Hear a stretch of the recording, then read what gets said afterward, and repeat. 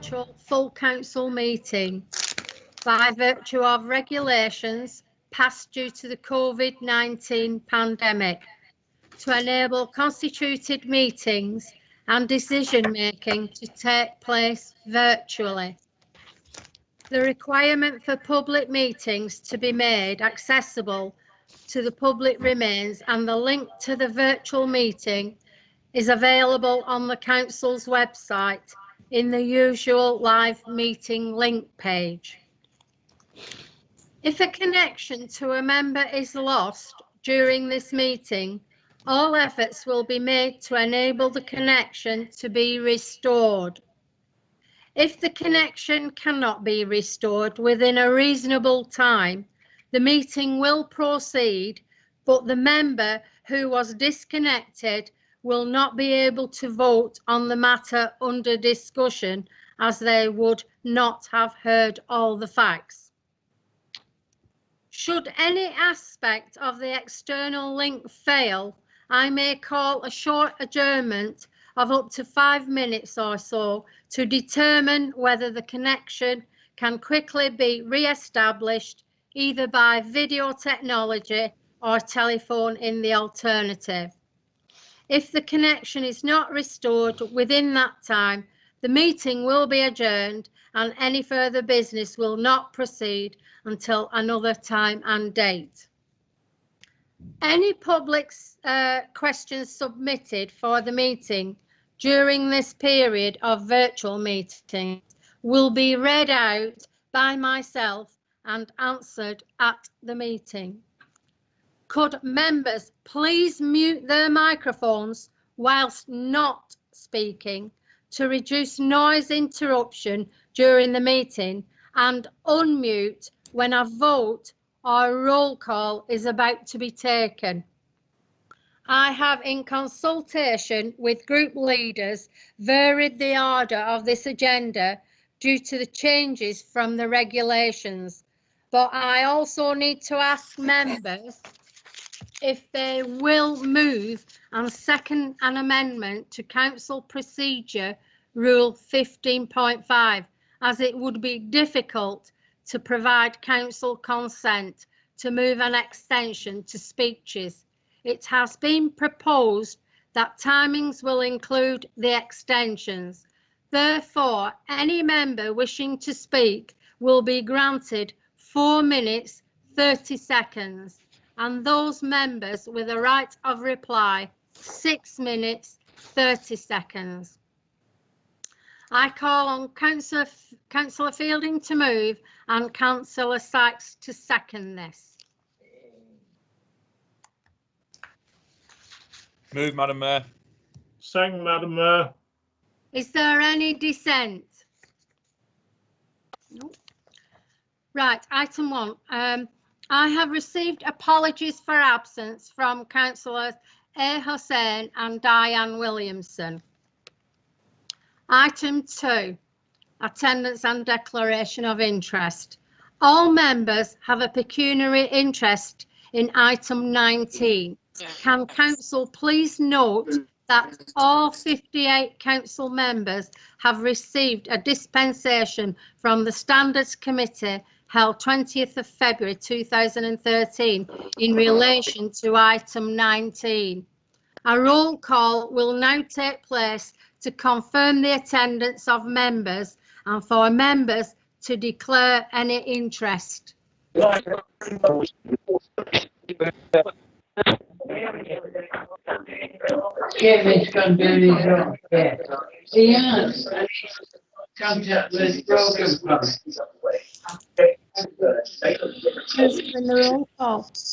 Sorry, members, I think Councillor Hudson's just trying to connect. Bear with me. The roll call. Councillor Ahmad. Present and a peculiar interest on item 19, please. Councillor Akhtar. Present, peculiarly prejudicial interest in item 19. Councillor Al Hamdani. Present, pecuniary interest in item 19, personal interest item 15. Councillor Ali.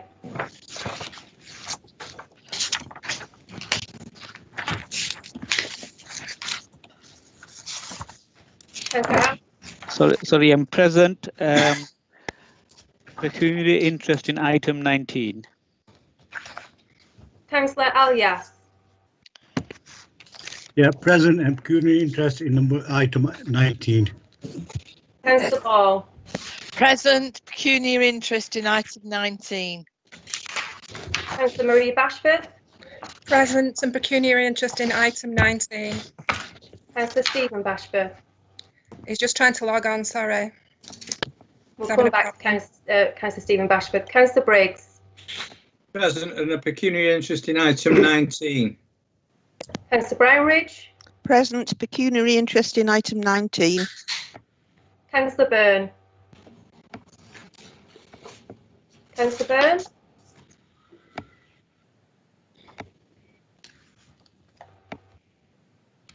Councillor Chatterton. Present, pecuniary interest in item 19. Councillor Chowan. Present, pecuniary interest in item 19. Councillor Cosgrove. Present and pecuniary interest in item 19. Councillor Curley. Present and pecuniary interest in item 19. Councillor Davis. Present and pecuniary interest in item 19. Councillor Dean. Present and pecuniary interest in item 19. Councillor Fielding. Present and pecuniary interest in item 19. Councillor Gary. Present, and I've got 3 pecuniary interests. It's item 11 4D, item 2, the police and crime panel, item 12 and item 19. Councillor Chris Gloucester. Present, and I've got a personal interest in item 11D, which is a police and crime panel. I've got a personal interest in item 12, motion 1, which is Black Lives Matter. And I've also got a pecuniary interest in item 19. Councillor Hazel Gloucester. Present. Present interest in items 11D and 12, and also a pecuniary interest in item 19. Councillor Goodwin. Present and a pecuniary interest in item 19. Councillor Hamlet. Present, and I have 2 to declare. One in item 11D, Mayo Care Board, and item 19. Councillor Hack. Present and pecuniary interest in item 19. Councillor Harkness. Present and pecuniary interest in item 19. Councillor Harrison. Present, pecuniary interest in item 19. Councillor Hewitt. Present, pecuniary interest in item 19. Councillor Holbin.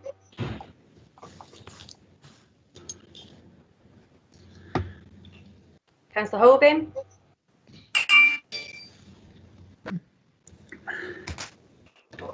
Councillor Hudson. Councillor Hudson's having a connection problem. No. Okay, Councillor Hugh. Present and pecuniary interest in item 19. Councillor Fidar Hussain. Present and interest in both pecuniary and prejudicial in item number 19. Councillor Ibrahim. Present and a pecuniary interest in item 19. Councillor Iqbal. Leslie's trying to log in since 5:45 and his computer's updating. So Right, okay. Yeah. Councillor Jabbar. Present and pecuniary interest in item 19. Councillor Jakes. Present, pecuniary interest in item 19. Councillor Leach. Present. I have a personal and pecuniary interest in item 19. I'm also using an iPad and my laptop is suffering from the same problems as others at the moment. Okay. Councillor Malik. Councillor Malik. Present. Do you have an interest, Councillor Malik? Can you hear me? Yes. Yeah, pecuniary interest in item 19. Okay. Councillor McLaren. Present, pecuniary interest in item 19. Councillor Moores, Present. Pecuniary interest in item 19. Councillor Murphy, Present. Pecuniary interest in item 19. Councillor Mushtaq, Present. Pecuniary interest in item 19. Councillor Fiddian, Present. Pecuniary interest in item 19. Councillor Price, Present. Pecuniary interest in item 19. Councillor Roberts, Present. Pecuniary interest in item 19. Councillor Salamat,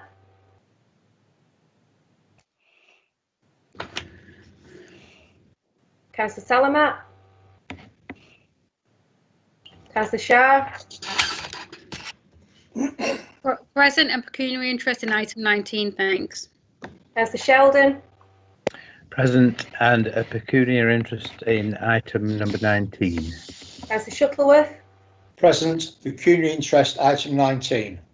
Councillor Stretton, Councillor Stretton,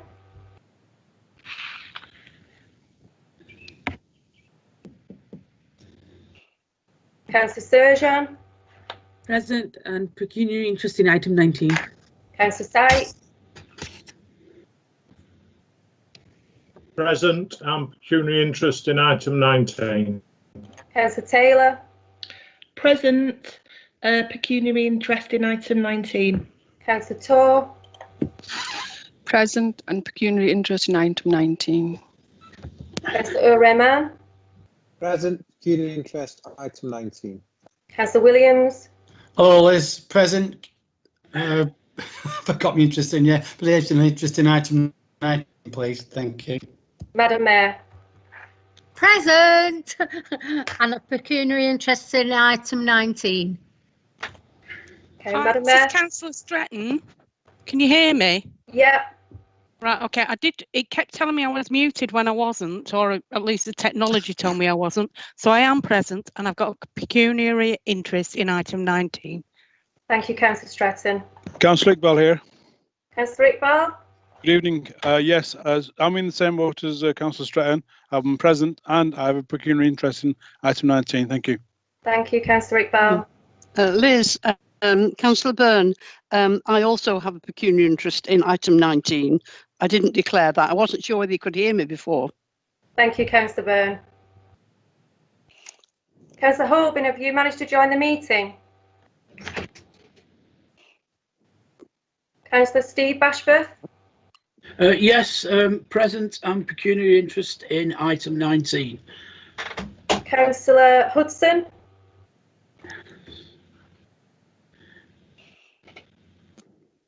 thank you, Madam Mayor.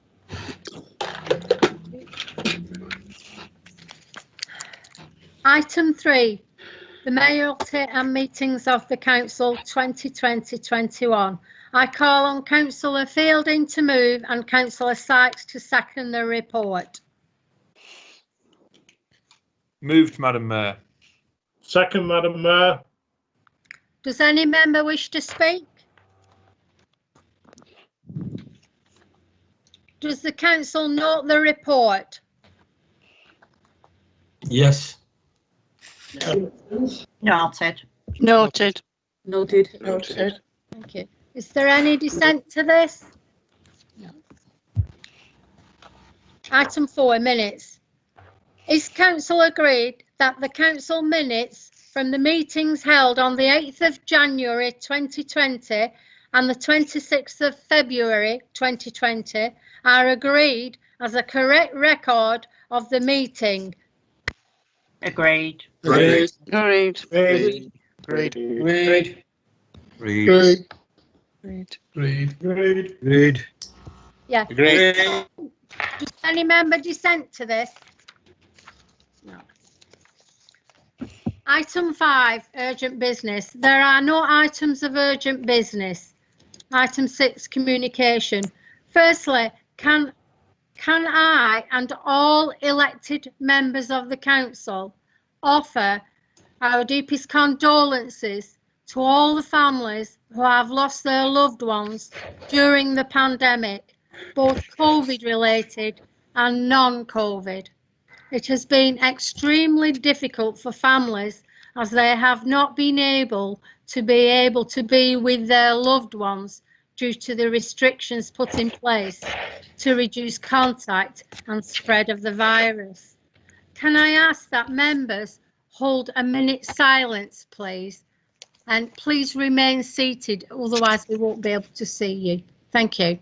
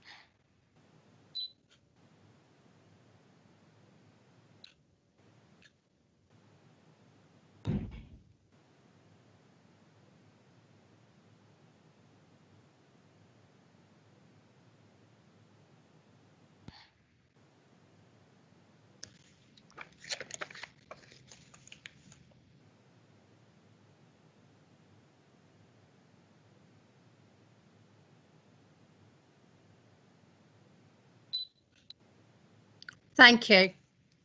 Also, members will be aware we have also lost 2 former members of the council, Fred Yates and Angie Farrell. I have had notification that councillors wish to say a few words. Firstly, Councillor Sykes. Thank you, Madam Mayor. I want to give a particular mention to former colleague who sadly passed away at the beginning of May, and that's Fred Yates. Although we weren't in the same party, and I don't know if we'd be more horrified if we were, him or me, Fred was a fellow councillor member for many years, and when I first started on Oldham Council back in '87. Fred was active on Chadderton UDC since '71 and was elected to Oldham Borough after the abolition of Chadderton UDC in 1974, and he finally retired from that role in 1992. Fred was the chairman of the first committee I served on when first elected in '87, and that was the Environmental Health and Control Committee, and he certainly had control of it and showed it. A few years later, when I became Liberal Democrat opposition spokesperson in that committee, I tell you, we locked horns in a healthy and businesslike way consistently, but it was fair and friendly. Fred was a councillor that preceded many who now sit in the chamber, or don't actually today, but his work has lasting relevance. He had a commitment to the community in his work as a magistrate, a councillor, a toolmaker, and a Royal Air Force serviceman. But he never forgot his beloved Chadderton Central Ward. Fred, I'll miss you. I miss the banter and the locking of horns we used to have, and you'll be missed by many others. Thank you, Councillor Sykes. Councillor Boundbridge. Thank you, Madam Mayor. I also want to speak about Fred. As Howard said, he was a councillor for Chadderton and then for Oldham MBC. He was a dedicated trade unionist, probably as a result of seeing his father blacklisted for his union activities and remembering having to sell anything of value before they could get any public assistance. He was a convener at Ferranti's, where he worked all his life as a precision toolmaker, apart from a stint in the RAF doing his national service, and that may have sparked his love of aircraft. He used to make and fly model aircraft, and many of those are still hanging up in his front bedroom today. On the council, he served on several committees, and as Howard said, he was chair of environmental health for 11 years, and during that time he oversaw the introduction of the wheelie bin. And many members of the Labour Party will remember his passionate advocacy of recycling as he attended meetings to explain the details of the new system. Outside the council, he was a committed socialist. He often said that the greatest events in British history were the Civil War and overthrow of Charles I and the election of the Labour government in 1945. By definition, the worst ever event was the restoration of the monarchy, and I won't even begin to talk about his views on Brexit. Suffice it to say that anyone who thinks you get more right-wing as you get older really didn't know Fred. He was a widower for many years and had no children and only some remote cousins with which he's close to. But he had many friends across his wide range of interests, camping and walking, photography, classical music, and most recently model railways. He was a true gentleman and a fond of fascinating stories, and someone with whom you could have a jolly good rant. A dialogue with his many friends. We'll remember him with great affection and miss him greatly. Thank you, Madam Mayor. Thank you, Councillor Brownridge. Councillor Steve Bashforth, please. Thank you, Madam Mayor. I just want to say a few words about Angie Farrell. Angie, I first met Angie, I think it might have been one Monday evening, around this time of the year, perhaps in 2003. And it was after my baptism of fire, Howard, at what was then the Sean Royton Area Committee. At that time, I'd only just been elected for the first time, and being one of only 4 Labour councillors amongst the formidable, experienced and very confident group of 13 Lib Dems, it's difficult to imagine just what an intimidating bear pit of a meeting that was for me then. The atmosphere felt very confrontational and almost aggressive, and I did feel quite out of my depth. However, this was the era when it was the custom when we all went to the nearest pub for a drink afterwards, and I duly complied, as you do. And much to my confusion and pleasant surprise, the atmosphere in the pub was very different, and one of the very first people who came to introduce myself to them was Angie, and with Tony, a late partner, wearing his trademark flat cap. She came along, she congratulated me on my first election win and asked if I wasn't feeling too well, because she said I looked a bit pale. So, not wanting to show any weakness, I muttered that I was fine and was looking forward to taking on your lot, glancing round at her colleagues. But I did find it a lot different actually sat around the table and being in the firing line.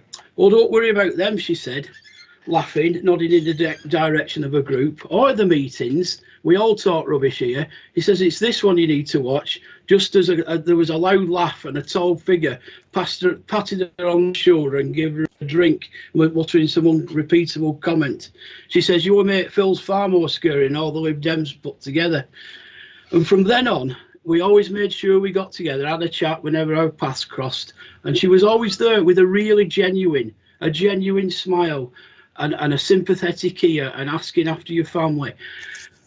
Angie was one of those people who was very loyal to a party, but her first loyalty was the community and its people and the work she did. And Angie, again, is one of those people who did a lot of work behind the scenes and never really blew a trumpet about it. She just got on with it. I know years ago, the loss of Tony, her late husband, was a really big blow to her. But I remember being at the funeral that day and how she held herself together with great dignity. And I know she suffered privately, but she kept herself together and while things went on and we were all upset. But what was good to see her find a love and companionship again with Wayne, and it was really good that she never actually lost that drive to serve her community and be part of local politics. Anyone who knew Angie knew she had a lot of difficulties, but I never heard her complain or ask for even the smallest of concessions or help at meetings. And I never heard her complain about her situations. I last bumped into Angie when I was on a reconnaissance mission into Shaw earlier this year. Can't remember exactly when it was, but it was outside Tesco's on Shaw High Street, and she was with Wayne. We had a little chat and we both went in our separate ways. But it's when you look back at what seems to be an insignificant little encounter like this, you realise how important that was, because for me, that was the last time I saw Angie. But my last memory of Angie, I can hear her telling me to pass her love on to Marie, and I can see her smiling as she waved me off. So that's a really good memory I've got of Angie Farrell, one of life's good uns. May she rest in peace. Thank you, Madam Mayor. Thank you, Councillor Bashforth. Councillor Sykes? Yes, Madam Mayor, and thank you. It won't surprise you that I want to speak about Angie. And I first met Angie, not Angela, as she was keen to point out, and insisted on being called when she moved from Brent into Shaw, along with Tony, her first husband, who died so young and tragically. And I was actually with Angie when he passed away in Oldham Royal. A very sad day, one Saturday morning. Angie had many challenges in her personal life, but you'd never know to meet her. She was certainly what I describe as a 100% glass half full person. She always had time for other people and their problems, and was terrier-like in getting justice and fair treatment for people. She was a first-class ward colleague, elected twice, and it was an honour and a pleasure to serve with her from 2002 till 2007. And it was great to have her back on the parish council in 2015 till 2019, where once again she was a credit to her community, especially in the year she was chairman. There's a very long list of committees and bodies she served on during her public life, and it'd be impossible to list them all. The ones I remember making an impact on were licensing, Health and Adult Social Services, Overview and Scrutiny Commission, the Greater Manchester Coalition for Disabled People, and she was a very active member of the A.V. Davis charity. The other thing about Angie is she's a lifelong fan of rugby league, and she travelled all over the country in her passion for the game. She survived the difficult times when husband Tony passed away, supported by her family and especially her son Simon. It was great to see that she found happiness once more when she married Wayne. I have many fond memories of my friend, who always had a smile. That was Angie all over, a first-class champion for residents, but a happy and jolly soul, always up for a laugh, as Steve said, a drink, and was good company. I was proud to call her my friend, and her family should be very proud of the very real difference she made to many people's lives by her interventions. She will be sadly missed by her family, but also by many in Shaw and Crompton. Thank you, Madam Mayor. Thank you, Councillor Sykes. I'm going to ask members to hold a minute's silence. Please stay seated. Thank you.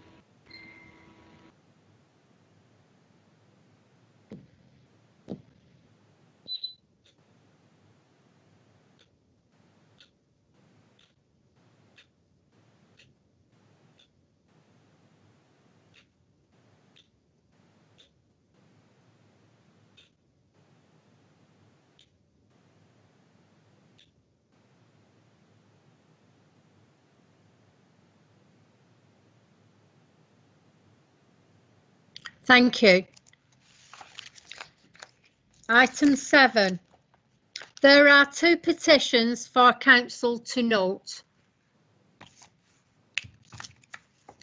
Councillor Horbin did not register, but we saw him on the screen. Councillor Horbin, can you say if you have any declarations?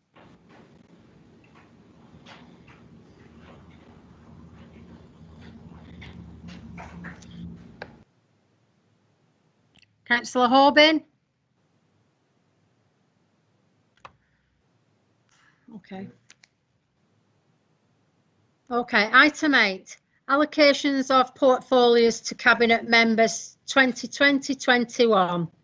I call on Councillor Fielding to advise the Council on the number of Cabinet members, Deputy Cabinet members, and agree their portfolios as circulated. Councillor Fielding to move report.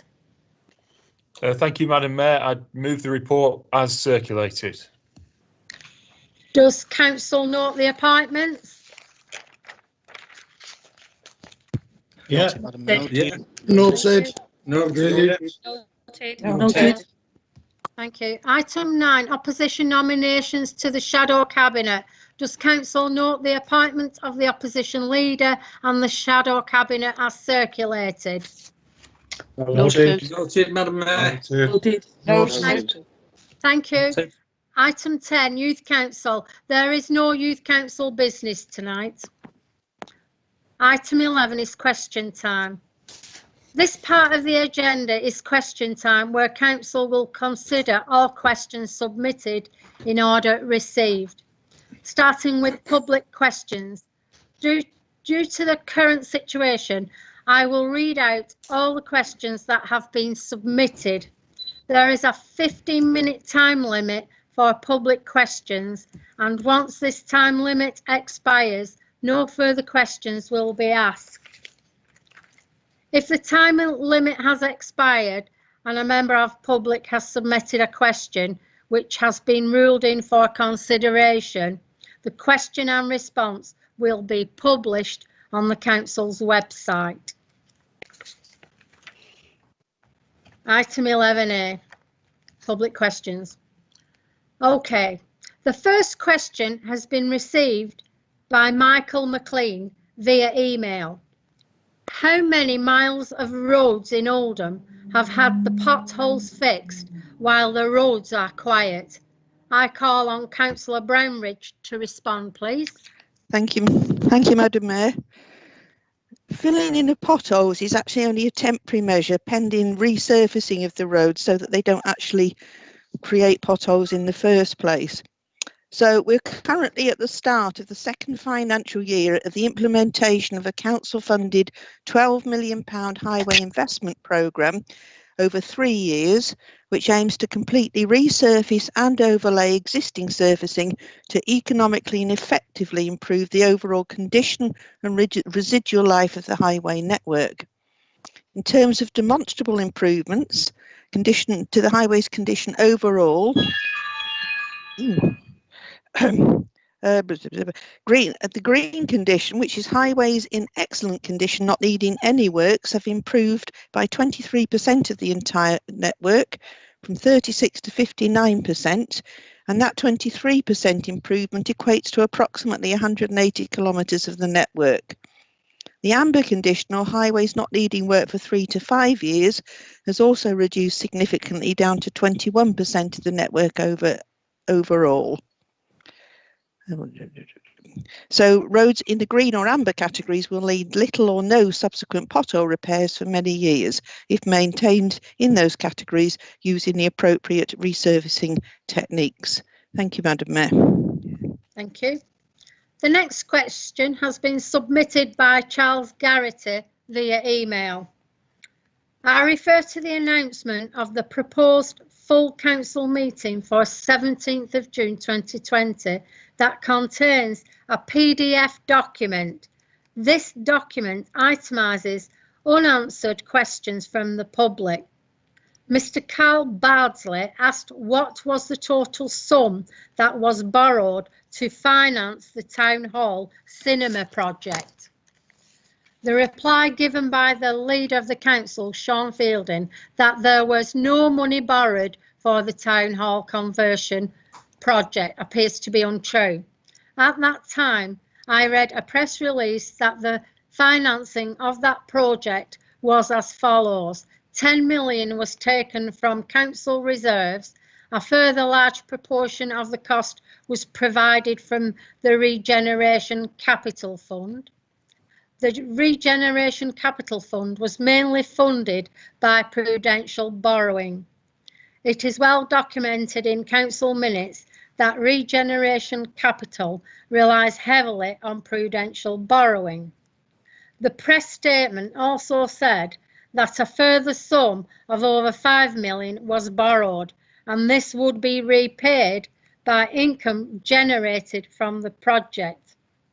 I would ask Councillor Fielding, for the sake of clarity, to openly substantiate his answer by giving an itemised statement of how and where the money came from for the project. I call on Councillor Fielding to respond, please. You're on mute. I tried to switch it off before somebody could point that out, but never mind. Thank you, Madam Mayor. find it astounding that people are still asking questions about a cinema that opened 4 years ago and has been considered successful, and many people enjoy it, including me. And perhaps I could suggest that many of the people who continue to ask these questions go and visit the place themselves and watch a film to take the mind off it. But to reiterate the response provided to the previous question, the council did not undertake any borrowing to support the conversion of the Old Town Hall to a cinema and restaurant complex. Although the council's regeneration programme provides for the use of prudential borrowing, this does not necessarily lead to the council taking on additional debt to finance particular projects. In the case of the Old Town Hall project, the council's overall treasury and capital position at the time allowed for the scheme to be financed from cash-backed reserves rather than borrowed funds. And I look forward to some public questions in future about projects that we've got lined up in the present day and in the near future, which are much more relevant to what is going on today. Thank you, Madam Mayor. Thank you, Councillor Fielding. The next question has been submitted by Ian Manners via email. I would like to commend the hard-working employees of Oldham Council for all the good work they have done for Oldham during the coronavirus pandemic. The virus will have imposed an extra cost of Oldham. Therefore, I ask, how much does OMBC reckon dealing with coronavirus has cost local council taxpayers, and how much of this expense has the government undertaken to pay back to Oldham, and when has it promised to pay it back? I call on Councillor Jabbar to respond, please.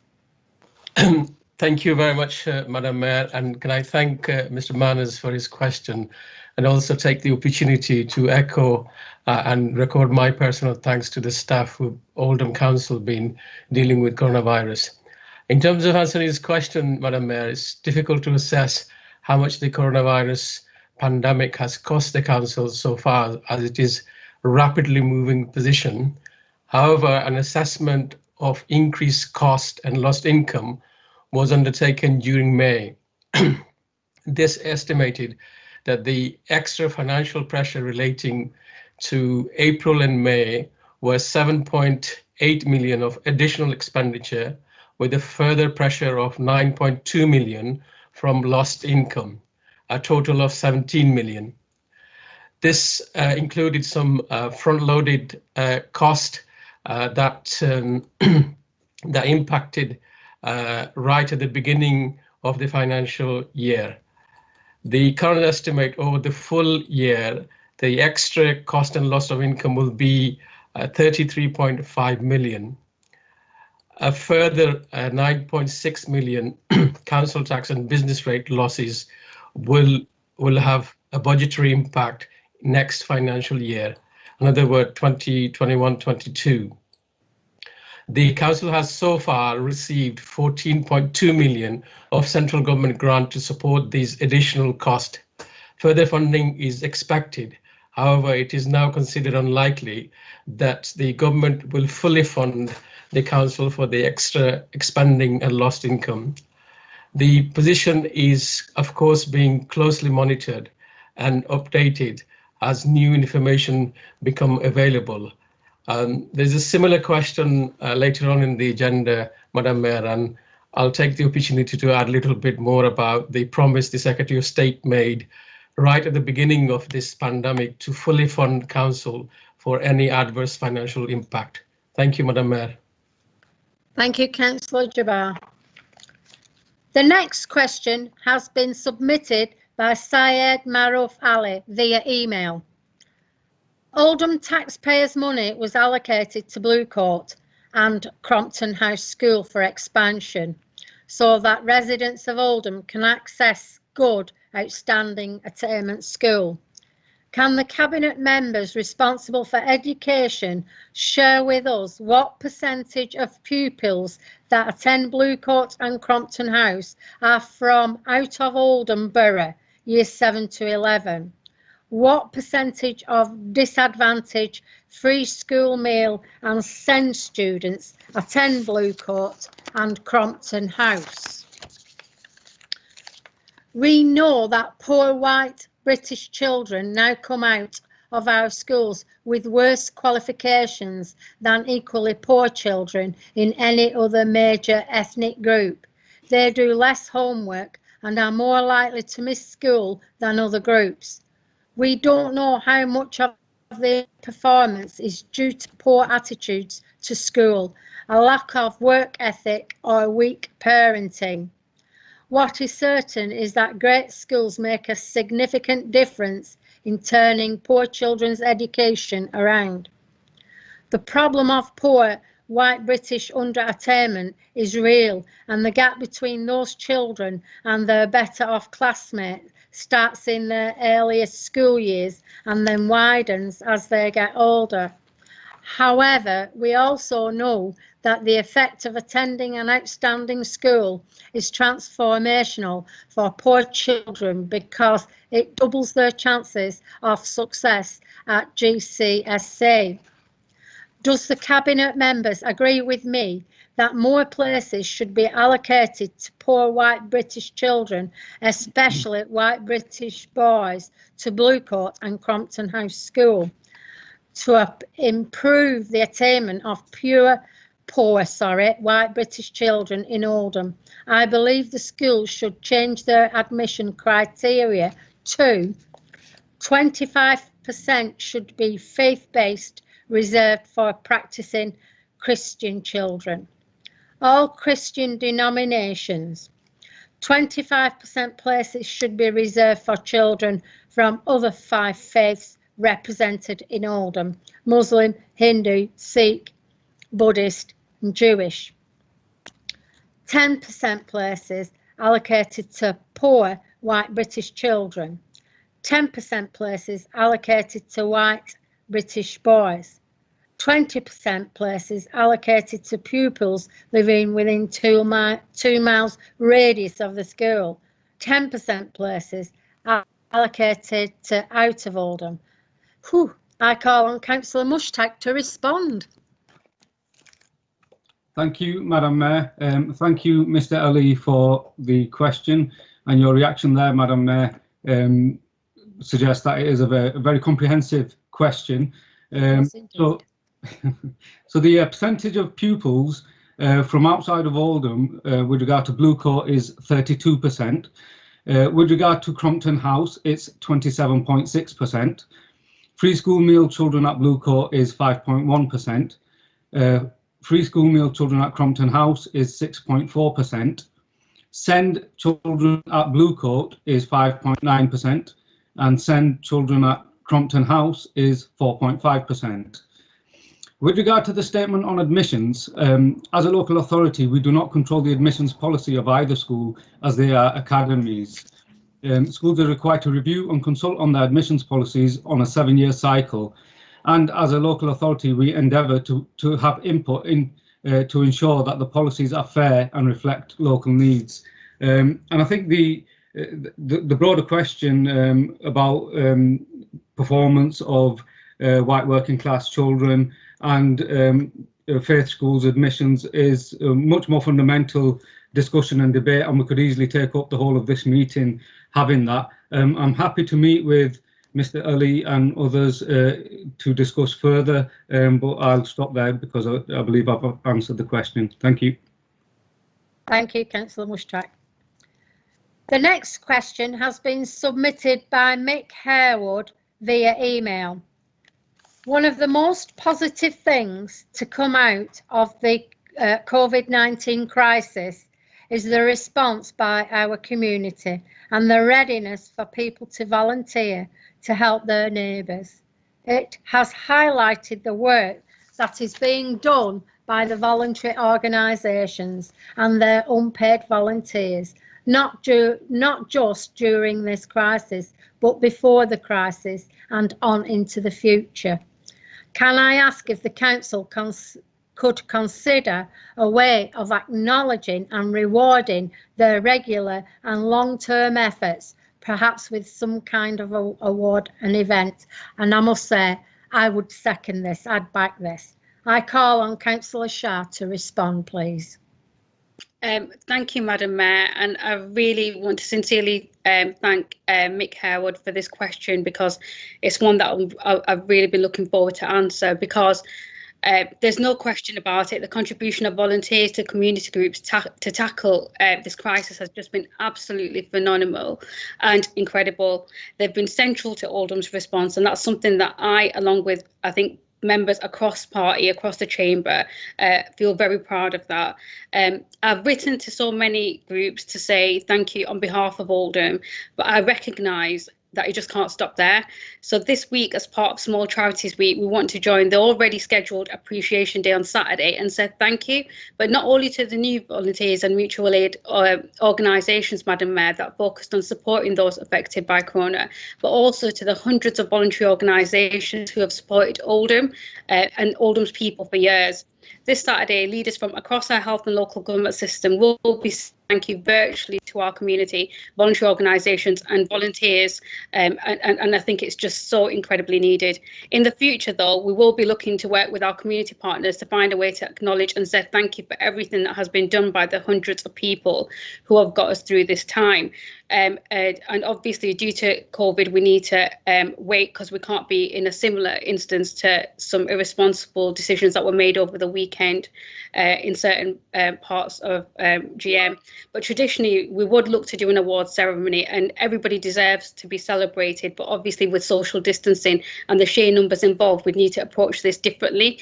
But we will have more days, whether it's virtual or physical, to recognise what our people have done. And we absolutely want this culture of helping each other to remain part of life in Oldham, as it always has been, because I think everybody would second me in saying this, that in Oldham we all look after each other. Thank you, Madam Mayor. Thank you, Councillor Shah. We have now run out of public question time, but before we continue, Councillor Bashforth, I believe you wish to come in. Councillor Steve Bashforth. Yeah, sorry, Madam Mayor. Because I was late logging on, I need to declare interest in MyoCare by virtue of being chair of the board and the director of the company, and I believe that would be a pecuniary interest. Could you please note that, Madam Mayor? Yes, thank you. I believe Councillor Horbin, you wish to come in?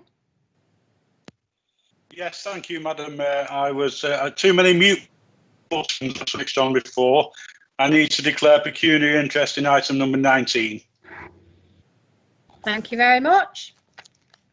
Now we'll continue with 11B, Leader and Cabinet question time. The next part of this section is questions to Leader and Cabinet with a time limit of 30 minutes. I have advance notice of questions. Mute and unmute. Am I on mute? No. No, we could hear you. No. It's not. I'm not on mute. It sounded like Councillor Hudson trying to come in. Right, okay.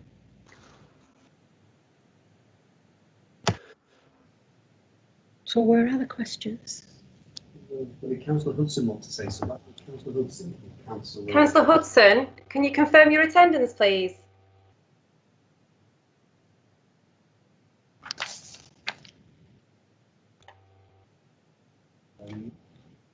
Councillor Chauhan needs to declare an interest in this.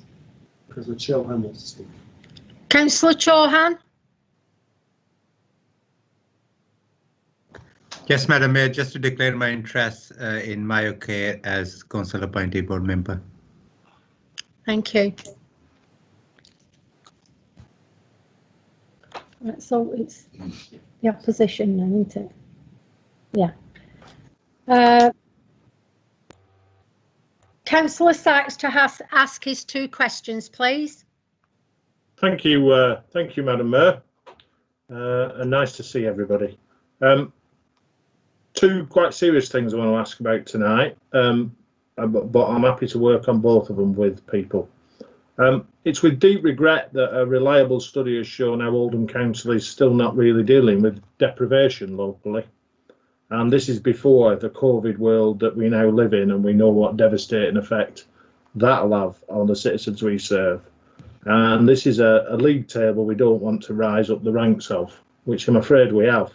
The English Indices of Deprivation 2019 provides very detailed information on how well an authority is doing based on income, employment, education, health, crime, housing and someone's living environment. In terms of a real change, Oldham Borough has slid backwards and we are by no means improving. Before you all shout coalition cuts, let me put this into perspective for members present. Oldham Borough has risen from the 27th most deprived local authority in England to the 16th most deprived, almost 10 places worse. And this is in 4 years, from 2015 to 2019. Additionally, Oldham Borough is in the top 5 places that have worsened over the 4-year period. And those include places like Walsall, Blackburn with Darwin, Halton and Burnley. The council, which has slipped 10 points in local deprivation, has been run by the Labour group uninterrupted for the best part of 10 years now. I just wondered if the Labour leader had a more articulate reason than simple austerity as to why Labour are failing residents of Oldham Borough. Thank you, Madam Mayor. Thank you, Councillor Sykes. I call on the leader to respond, please. I think it's disingenuous of Councillor Sykes to direct this all at the feet of the Labour-run council here in Oldham. There is much that contributes to our position in those league tables. We are an authority which has traditionally relied heavily on public sector employment, which was decimated under the coalition government and continues to be decimated by the Conservatives. We're a place that has been hit by disproportionate local government cuts again, which impedes our ability to conduct any work that will mediate any forms of deprivation and poverty. And that is going to become even more challenging post-COVID-19 crisis. We're already hearing noises out of the government that they are suggesting that more austerity will follow to repay the money that they have dished out rightly to businesses and to support those who need support through employment because they have not been able to work during this period. But more austerity would not help a place like Oldham improve its position in those league tables.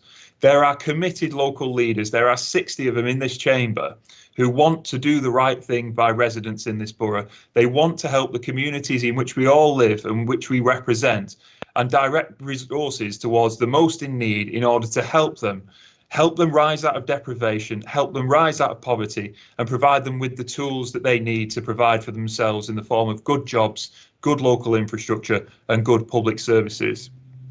Now, the council has set out an ambitious plan under creating a better place to invest not just in physical infrastructure and buildings, but invest in our people, invest in creating jobs, invest in creating apprenticeships and set people up with what they need to have good quality of life. Now, I think that's the right decision, and I would hope that the other opposition parties on this council will also support us with our investment ambitions, because if anybody is going to get us out of this mess, it will be locally made decisions, but only with the money that we need in order to implement them in a meaningful way. And I will welcome his support in calling for that via his connections in the LGA directly from the government. Thank you, Councillor Fielding. Councillor Sykes, to ask your second question. Yeah, thank you, Madam Mayor. I'm very happy to and regularly champion Oldham's cause. Just introduce me now as you were Howard from Oldham, aren't you, when it comes to the LGA. I'm interested to see the leader in his answer talked about investment and good quality of life, and that nicely, I think, introduces my second question. Which again is part of the overarching strategy of good quality of life and creating a better borough. As you'll be aware, Madam Mayor, the aim of Oldham Council is to spend money and procure services with local businesses local to Oldham Borough. Our procurement strategy is supposed to provide a plan for Oldham Borough to see value in all its activity. It is also supposed to provide the maximum benefit possible to local people, which is even more important now in the post-COVID-19 world we all live in. The total spend for the year 2019 to 2020 was just over 126 million, and that's roughly 52% of nearly 243 million we spend as a council on procured services. It's the Liberal Democrat view that this council should aim for a minimum of at least 60% of local spend for next year, and we could even be more ambitious. Local spending and the millions of pounds mentioned before are defined as any business with an OL postcode. This is where the problem resides. The OL postcode does not restrict itself to Oldham Borough. In fact, the OL postcode misses out the most of Failsworth, including the Leaders Ward. The OL2 postcode, however, does include parts of Tameside, most of Rochdale, and include places like Bacup. Now, I like Bacup, but I would never describe it as local, and neither would most local people. Does the leader agree that we need to change our definition and strategy?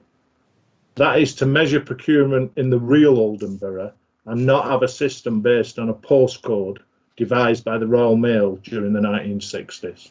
Thank you, Madam Mayor. Thank you, Councillor Sykes. I call on Leader to respond, please. Thanks to Councillor Sykes for his question. Well, first of all, I'd have to see the document that he's pulled that information from, because we do measure local spend in Oldham in terms of postcodes within the borough, and we even break down where we employ our staff from locally so that we know which wards they are drawn from and how we can target recruitment in such a way that we can make sure that we help to spread the wealth that Oldham Council has in terms of its salary budget to all corners of the borough. Now, it has been our ambition for a number of years and has been in our manifesto to target 60% of local spend in the same way. So that's something that we have in common with the Liberal Democrats. But we are now at 52%, as he rightly acknowledges, which is actually a significant increase on where we were just a short time ago. It's all very well for the Liberal Democrats to champion local spend in opposition, but during the period that Councillor Sykes was leader of the council, it was significantly lower, and there was certainly no focus on it at the time in the way that there is now under the Labour administration. I would welcome his support in getting more local firms onto our procurement list so that we can support them with local contracts and get money into our local economy. And I would also advise him to look at the reports that have been produced for us by the Centre for Local Economic Studies, which point out that we're one of the best metropolitan boroughs in the UK for local spend, and answer many of the questions that is directed at me this evening. Thank you, Councillor Fielding. The Leader of the Minority Opposition to ask a question, Councillor Hudson.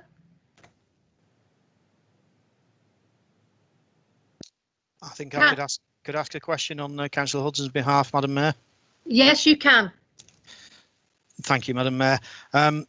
As we begin to adjust to life post-COVID and the wider impact of the virus, we believe it's important the council support businesses as much as possible and help them bounce back as quickly as they can and provide much needed employment in the town. This is why the Tomerfield market traders are crying out for help. The market used to be world famous and still is, but we've been somewhat eclipsed by Bury. And to look at what Bury has done, they've deferred a lot of their charges to market traders while Oldham is still charging full rates. Could I ask the leader, could he at least look at a waiver, a rent reduction or a deferral of rents for the market traders to help them bounce back as quickly as possible? Would that be possible, please? Thank you, Madam Mayor. Thank you, Councillor Curley. Can I ask the Leader to respond, please? Thanks, Madam Mayor. Thanks to Councillor Curley for his question.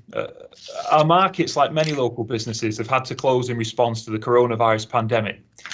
We've worked closely and maintained contact with the traders and the Tomerfield Market Trader Association throughout the lockdown period and ensured that information has been shared and more recently worked with them to prepare for reopening. We've written to traders to explain our position on collecting rents because these are essential to keep the markets running. And all the traders have been encouraged to apply for the small business grant funding, which provides a cash grant of £10,000, and many of them have received this. We're aware that 2 traders have unfortunately left the market during the lockdown, but we've received 4 inquiries from new traders who want to be part of the reopening. The indoor market reopened on Monday. The outdoor markets have also begun reopening on a phased basis from today. More than ever, we want shoppers to shop local and support our market traders. So, no, that's the answer. Sorry, Madam Mayor. Thank you. I call on Councillor Torr to ask a question. Thank you, Madam Mayor. Madam Mayor, it is clear that COVID-19 pandemic will have a significant adverse impact on Oldham's communities and council and other public services spending plans. Can the leader of the council tell us what this means for creating a better place? Thank you. Thank you, Councillor Torr. Councillor Fielding to respond, please. Thank you, Madam Mayor. Creating a Better Place strategic framework was approved by Cabinet in January of this year, before the COVID-19 pandemic arrived in the UK. It focuses on building more homes for our residents, creating new jobs through town centre regeneration, and ensuring that Oldham is a great place to visit with lots of family-friendly and accessible places to go. In light of the pandemic, the council has had to respond with the provision of significant funding support to ensure the safety and welfare of Oldham's local communities. This has resulted in a serious funding impact on the council's 5-year financial plans, and therefore it's wholly appropriate to review Creating a Better Place, to reconsider whether the programme is able to respond to support the post-COVID-19 recovery plans, whether the use of public capital funds is still justified, and whether the original savings proposals are at risk or can be accelerated or enhanced in any way. And I think our residents would expect nothing less under the circumstances. The results of the review will be fed back to the Cabinet for further consideration in alignment with the Council's 5-year financial plans. Thank you. I call on Councillor Shuttleworth to ask a question. Thank you, Madam Mayor. Madam Mayor, on the 29th of April, Education Secretary Gavin Williamson reportedly told the Parliamentary Education Committee that the Department of Education will write to councils and academy trusts that week to give them clear indications of what they are to receive. This comment relates to the national distribution of some 200,000 laptops at a cost of £85 million to support some disadvantaged Year 10 pupils, care leavers and pupils with a social worker. Mr Williamson was also reported as saying, "We expect the first laptops to be arriving at the end of May, with the majority delivered in June." Would the relevant Cabinet member confirm how many laptops have been received, if any, and when, and if the numbers provided met the demand? Thank you, Madam Mayor. Thank you, Councillor Shuttleworth. I call on Councillor Mushtaq to respond, please. Thank you, Madam Mayor, and thank you, Councillor Shuttleworth, for the question. Oldham have, in fact, received 1,036 devices for children with social workers and care leavers.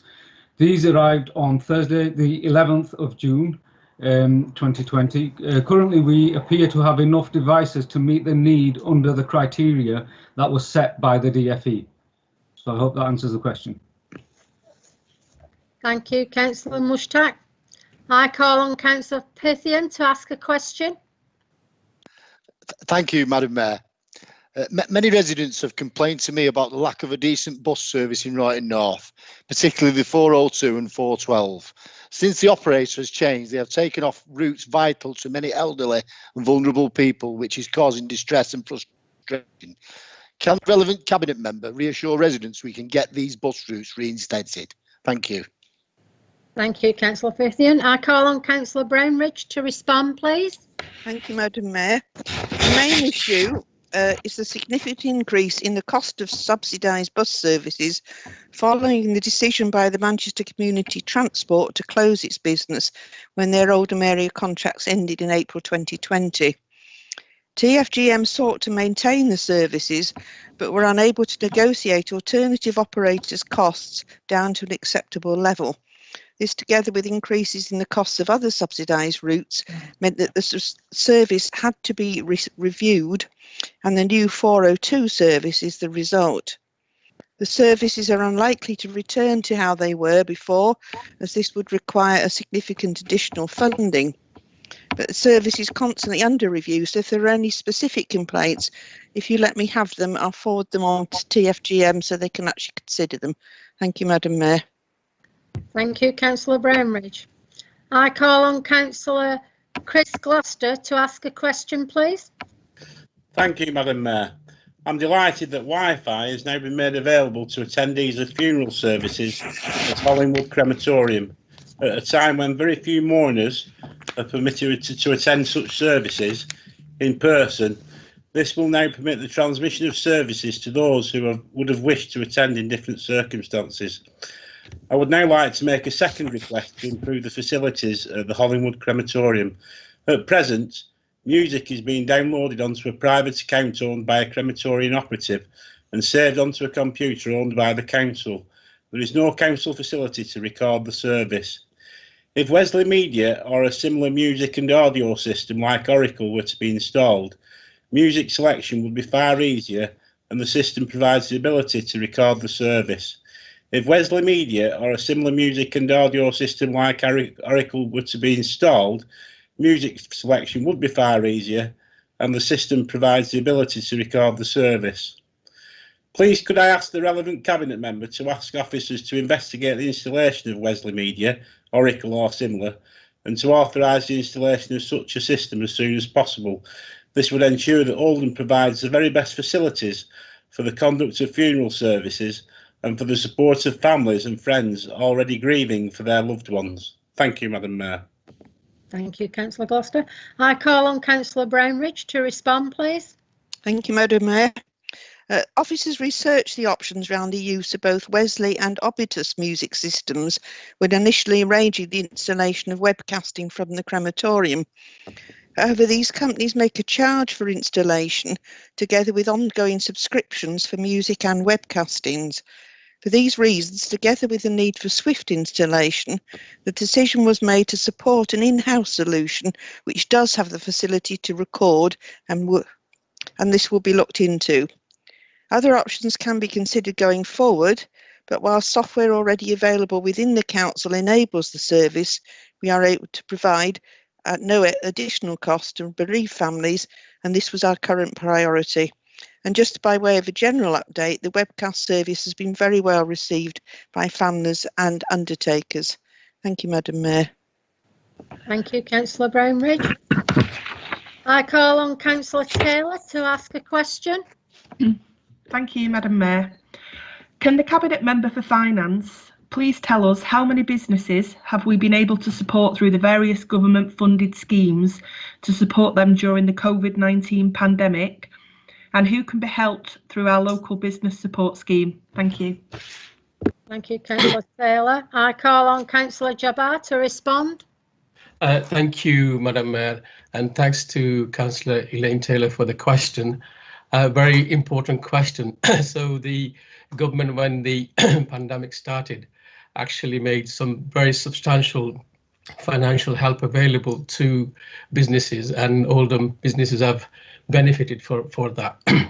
So as at Monday, June 15, a total of 3,803 business grants of 10,000 and 25,000 have been paid by the council in the administration of the grants to small business grants and retail, hospitality and leisure grant scheme.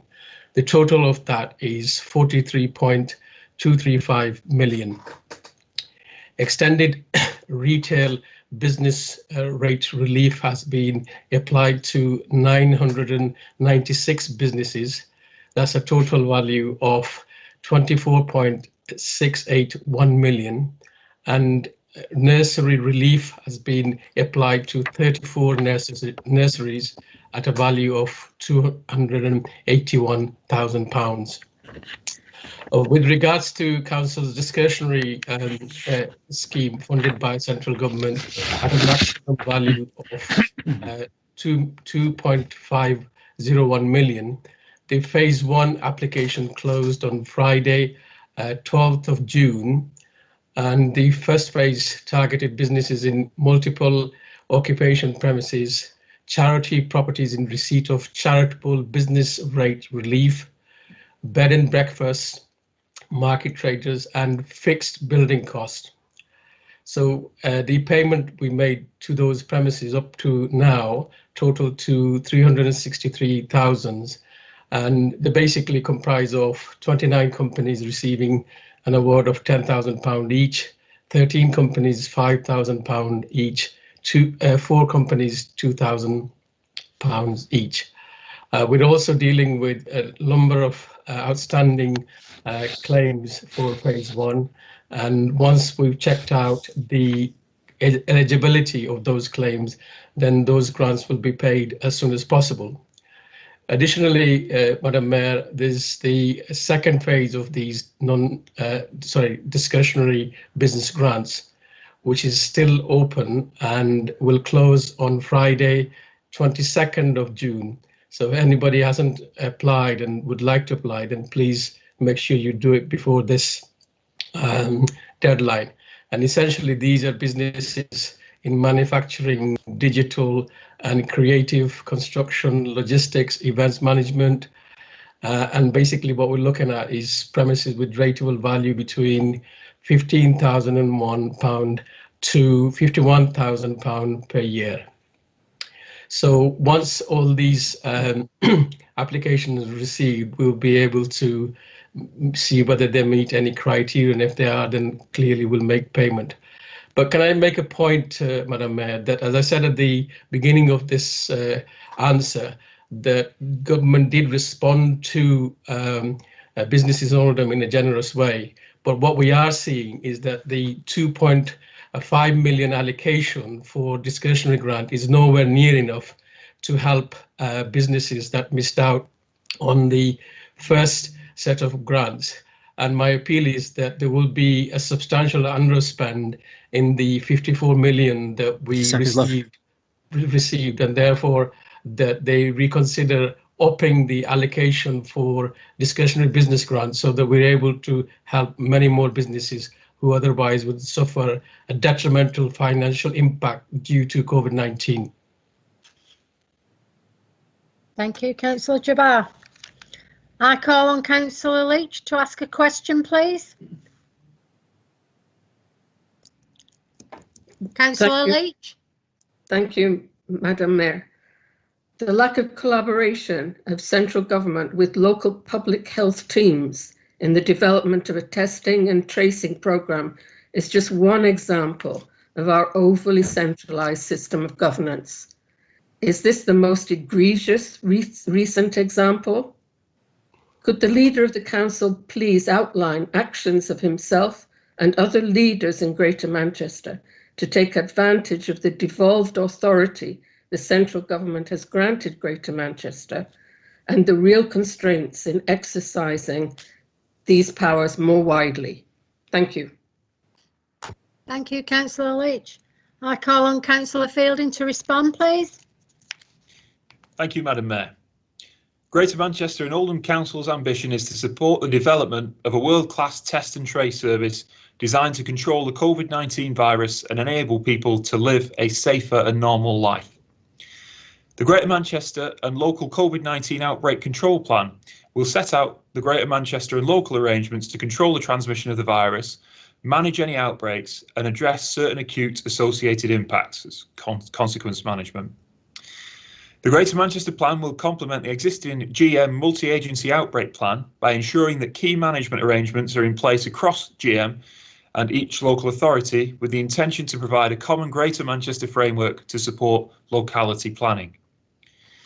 Locally, the Oldham Outbreak Management Plan will be a standalone plan that will interface with Greater Manchester and Public Health England, covering the national key themes. And those are care homes and schools, high-risk places, locations and communities, local testing capacity, contact tracing in complex settings, data integration, vulnerable people, and local boards and governance. The local plan is currently being developed by the public health team to ensure robust roles and responsibilities are established with appropriate governance. This will include the integration of national, Greater Manchester and local policies into a whole system approach to reduce COVID-19 transmission, reduce impact and manage outbreaks. The Council is currently establishing an approach for consequence and impact management for our complex settings such as mental health and our emerging communities. Thank you, Councillor Fielding. I call on Councillor Briggs to ask a question. Thank you, Madam Mayor. Can the Member for Education comment on how efficient the government's voucher scheme has been? Madam Mayor, whilst I welcome the government's U-turn that they're now going to provide vouchers throughout the school 6 weeks holiday. However, Madam Mayor, I'm concerned that as a council that we should continue to monitor the scheme's efficiency throughout the school holidays. Could the Cabinet Member responsible please comment, please? Thank you. Thank you, Councillor Briggs. I call on Councillor Mushtaq to respond, please. Thank you, Madam Mayor, and thank you, Councillor Briggs, for the question. The National Voucher Scheme did experience some problems when it was first introduced, as the demand on the system was very heavy and there were some delays.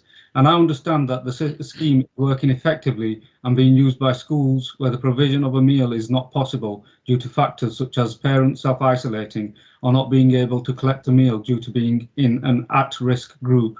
National guidance is clear that the voucher scheme is for use where schools cannot provide a meal for delivery or collection. As Councillor Briggs mentioned, there was a U-turn earlier this week with the Department for Education said families of children eligible for free school meals would be provided with a voucher to cover the full 6-week summer holiday. And I think the rate of the U-turn, and unfortunately it did take the intervention of a Manchester United and England football player to bring about this change, because as Councillor Briggs and others are aware, the government were categoric in stating that they will not be providing that provision over the summer. So I say well done to Marcus Rashford, and thank you for the question. Thank you, Councillor Mushtaq.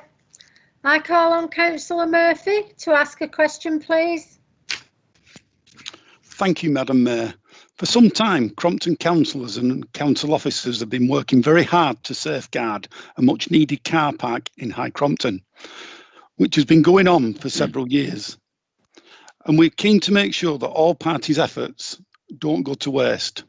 The area has been a hotspot for antisocial behaviour and fly tipping and needs to be solved sooner rather than later. Unfortunately, the council officer who was dealing with the issue has left the authority and has now taken and a new officer has now taken over the caseload.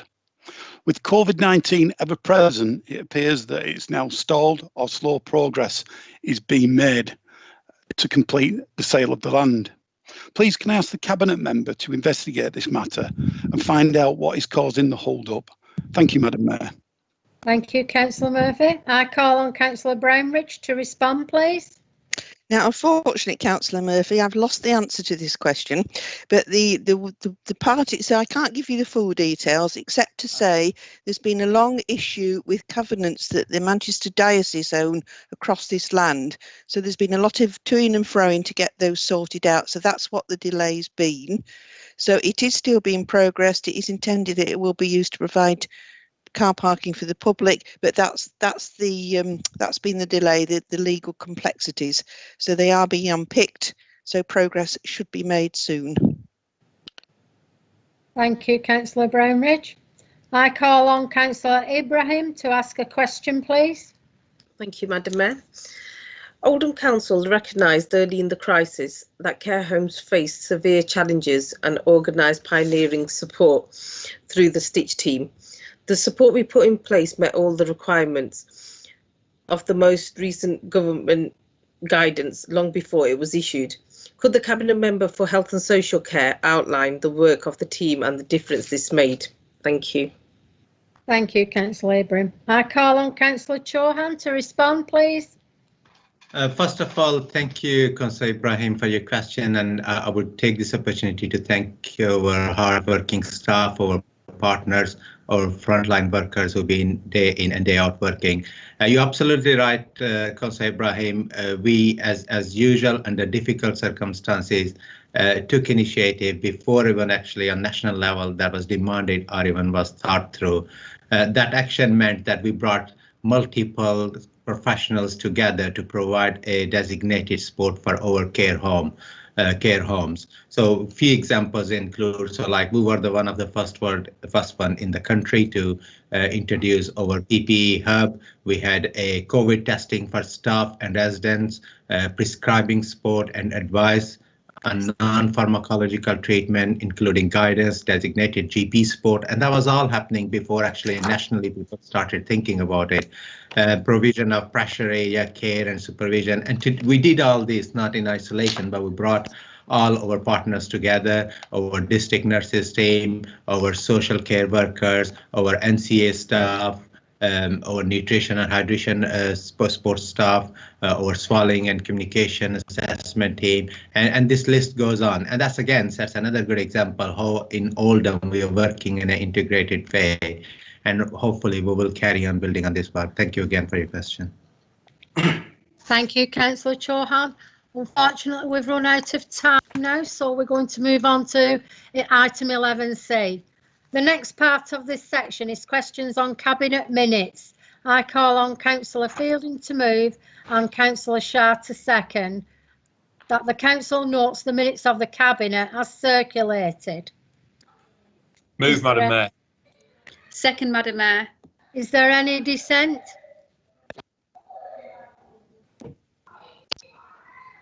Is that moved? Thank you. Do any members who are not Cabinet members wish to ask a question of the Cabinet minutes? I have had notice of questions on the minutes. I call on Councillor Harkness to ask a question. Thank you, Madam Mayor. A question is relating to page 100, item 7 of the Cabinet meeting on the 23rd of March relating to the Green New Deal. We on the Liberal Democrat benches thoroughly support any move by this authority and its partners to make the council and this borough carbon neutral as quickly and effectively as possible. I have a two-part question. The first relates to solar farms and the second to renewable energy generation on this borough's farms. Please could we be updated on the progress of the recent applications to build a solar farm at the Wrigley Head site and the proposal to investigate building a second solar farm at the Lower Slack farm site? Could we also be told how much generating capacity has been installed on our borough's farms? We would like to know what is being done to encourage and expedite further development. I'm thinking of the creation of solar farms on farming land, of the installation of solar panels on the roofs of farm buildings, the use of methane and biological waste, and small-scale hydro schemes, as well as more usual farm wind turbines. Thank you, Madam Mayor. Thank you, Councillor Harkness. Could the appropriate Cabinet member respond, please? Thank you, Madam Mayor. I'll respond to that as it is in my portfolio. And thanks to Councillor Harkness for his question. And I know he's very keen in this area and is asked questions previously as well. And as you'll know, Councillor Harkness, we've been very keen to develop a very comprehensive green agenda to make sure that we play our part in dealing with the carbon reduction in the country. So in terms of answering your question directly, then the planning for the proposed solar farm at Wrigley Head has not yet been determined. I'm hoping that it will be soon. The potential for a second wind farm at Lower Slack Farm has been investigated and unfortunately proved not feasible at that site due to a number of constraints, including adverse topography and lack of grid connection point. Unfortunately, no specific data exists on renewable energy gathering capacity installed on private land in the borough. However, the principle of working with private landowners to incentivize renewable energy development is something that the council is looking into. An initial high-level study of the Northern Roots site has identified a potential 1 megawatt solar farm adjacent to privately owned land. However, further work would need to be done, for example, to identify grid connection point before any approach can be made to the owner of land. And this work is at a very early stage. And you'll be aware that we've also helped to create Oldham Community Power in terms of giving community organisation a bit of a helping hand to move this agenda forward. If you've got any other ideas, or if you'd like to talk to me outside this meeting, I'll be delighted to have a conversation with you. Thank you, Madam Mayor. Thank you, Councillor Jabbar. Are there any other questions on the Cabinet minutes?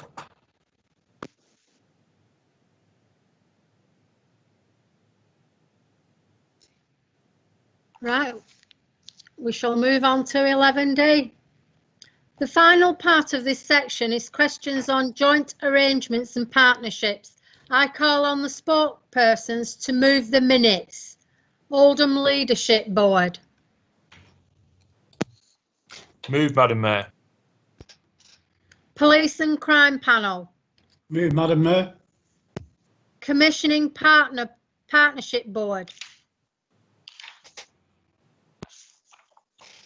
Move, Madam Mayor. Mayo Care Board. Move, Madam Mayor. Peak District Park. Move, Madam Mayor. Greater Manchester Health and Care Board. Move, Madam Mayor. Greater Manchester Combined Authority. Move, Madam Mayor. That one's definitely me. Greater Manchester Transport Committee. Move, Madam Mayor. Greater Manchester Waste and Recycling Committee. Move, Madam Mayor. Do any members of the council have a question on the minutes? Can I ask the relevant members to sorry, I'm going ahead of myself. Item 12, Notice of Administration. I call on Councillor Chatterton to move and Councillor Raymond to second the motion. Thank you, Madam Mayor. Black Lives Matter. That is the name of the movement, and in what name protesters have taken to the streets across the world over the past few weeks. Black lives matter, but do they, or do they matter a little bit less than white people's lives? I don't think anybody could have seen the footage of a US police officer kneeling on the neck of George Floyd as he said, "I can't breathe," and not have been horrified and revolted by what they saw. 9 minutes that officer knelt on his neck until he was dead. George Floyd isn't the first black American to suffer at the hands of the US police force. Countless others have gone before him, including Eric Garner, Breonna Taylor, Michael Brown Jr., Tamir Rice, and Alton Sterling.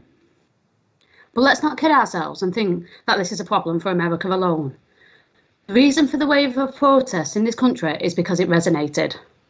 Black people share the same experiences as those of their peers around the world. Black people account for 3% of the population in this country, but make up 8% of deaths in custody. We have our own list of people right here who have died at the hands of police or whilst in police custody. They include Christopher Alder, Sean Rigg, Darren Cumberbatch and Kingsley Burrell.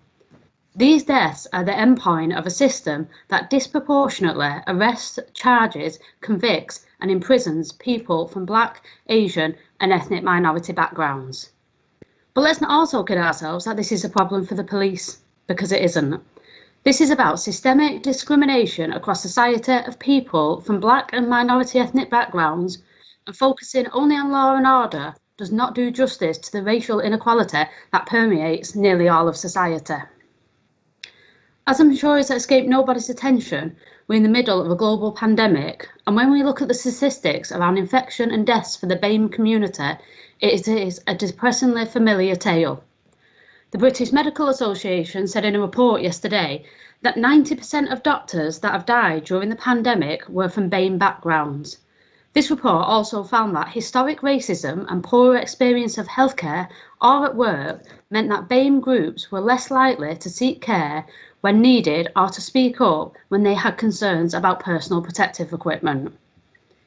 It's highly likely that a contributing factor to the high number of deaths is the fact that people from BAME communities are disproportionately more likely to live in overcrowded housing, poor quality housing, and to experience high levels of unemployment, higher poverty and lower incomes than white people.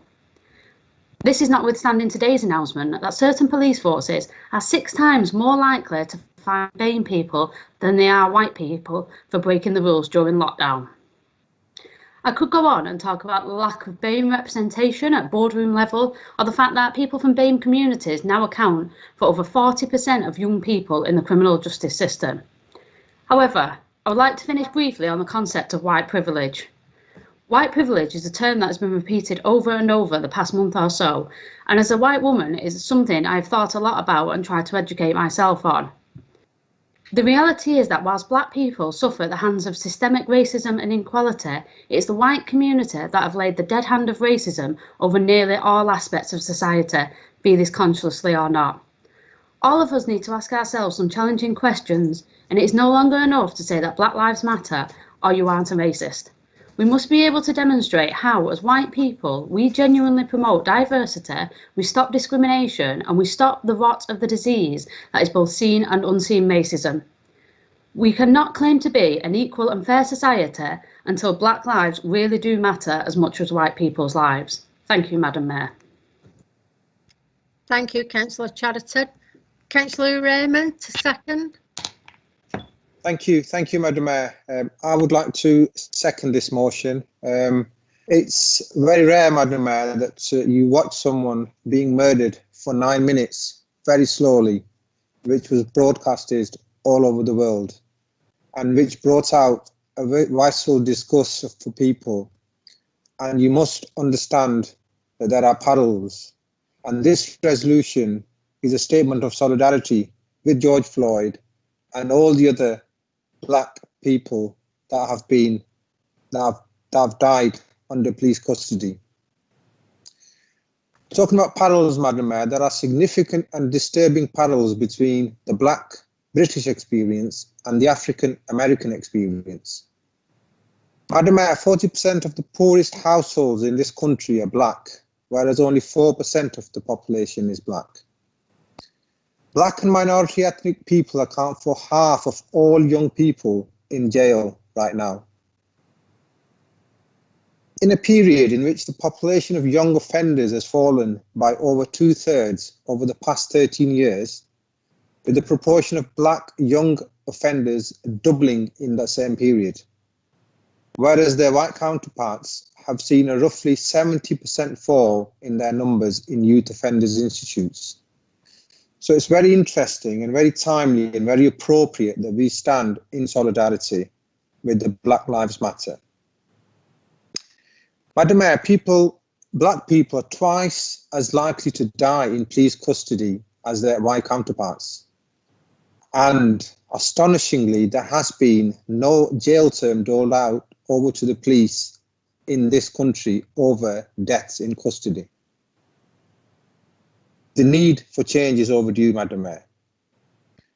And it's tragic that 60 to 70 years after the highly publicised civil rights movement in America and our own original Race Relations Act, which was passed in 1965, and the Macpherson inquiry into the murder of Stephen Lawrence, in which the police were branded as institutionally racist, we still need to educate and sensitise everyone.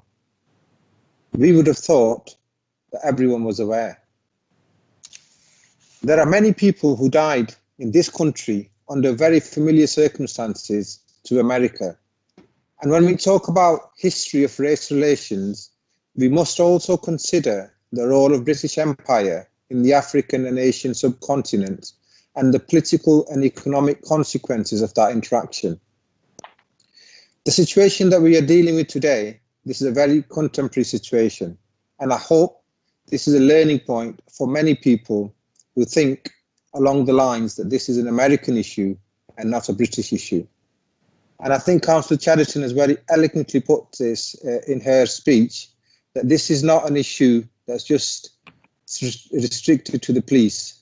I think it's a widespread issue, and the black and ethnic minorities are still underrepresented, and the glass ceiling still exists. So I think this is a timely reminder to all of us. And as this resolution is asking for an equalities strategy for this council, not only to see how we're going to tackle the systematic discrimination and prejudice that exists within ourselves, but it's also calling upon the Greater Manchester Mayor in terms of setting up a race equality panel, so we can address some of the pertinent issues to do with glass ceiling.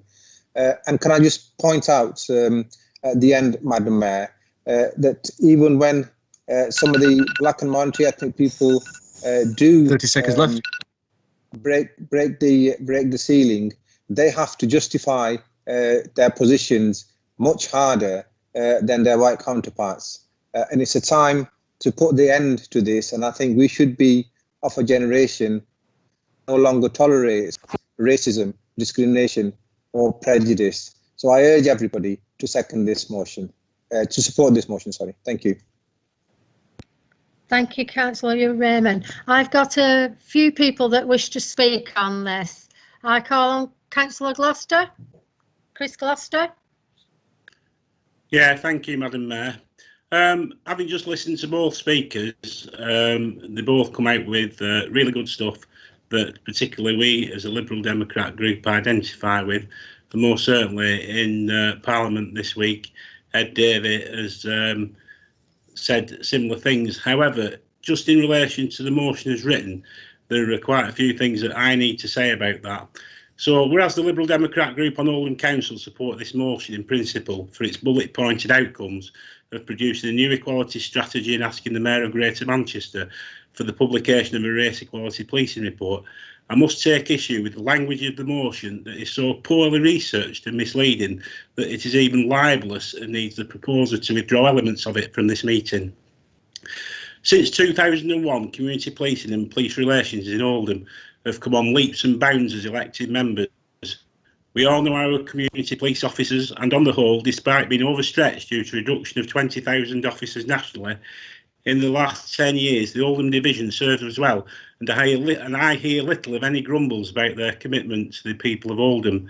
There are rotten apples in every barrel, and certainly this council is no exception. This motion will do nothing to maintain those good relationships as it is written. To highlight 1,500 deaths in police custody or following police contact in the UK during the last 20 years is erroneous. The statement gives the perception that these people died at the hands of the police, and in the vast majority of cases this is untrue. A police contact death can be as simple as someone collapsing and dying whilst reporting a burglary at the home, or committing suicide after being released on bail after being interviewed for a serious offence. Looking at the Independent Office for Police Conduct report for the last recordable year, 2018-19, there were only 6 in custody deaths in that period. All were either medical, drink or drug related, and not beaten up in cells, as the tone of this motion as written implies. Much is made of the use of taser to arrest Desmond Mombareya for a driving offence. He was subsequently been charged and pleaded guilty to the offences of speeding, no insurance, breach of lockdown, drink driving, and is to stand trial for 2 offences of resisting arrest. The question needs to be answered as to whether deploying a taser to incapacitate him as an alternative to a brawl in the street in front of his 5-year-old child was proportionate. That is a question for other people in other places to answer, not this council, and should not be in the motion. Staying with 2018-19, black people were searched by GMP at nearly 7 times the rate of white people. A simple search explains why this is. GMP, in response to community concerns, included a motion from this council with regard to knife crime, including the maiming and murder of young black men amongst others, targeted areas of knife crime, and where GMP felt justified, conducted searches, which resulted in 15% of those searched being arrested. The tactics and the proportionality of those searches seem to be borne out by the fact that out of the 2,710 people searched, there were only 2 complaints. However, the gravest concern to me is the simple line with regards to the shooting of Anthony Granger as he sat in his car, and the allegation that a misconduct trial collapsed after Greater Manchester Police declined to submit any evidence against the officer who shot Anthony Granger through the chest. Firstly, if the researcher for this motion had bothered to actually research the subject properly, they would have found that Granger and others were sat in a stolen vehicle, either for the purposes of wrecking or robbing or stealing a car. At the public inquiry, His Honour Judge Teague QC found that the officer concerned had a honest held belief that Granger was on the point of discharging a firearm at approaching officers. This officer, known as Q9, was not prosecuted for Granger's death as he acted lawfully. Officer Q9 has not been subject to a misconduct trial, as the motion states. The trial that collapsed was in relation to a completely different officer, in fact a chief officer who authorised the firearms operation.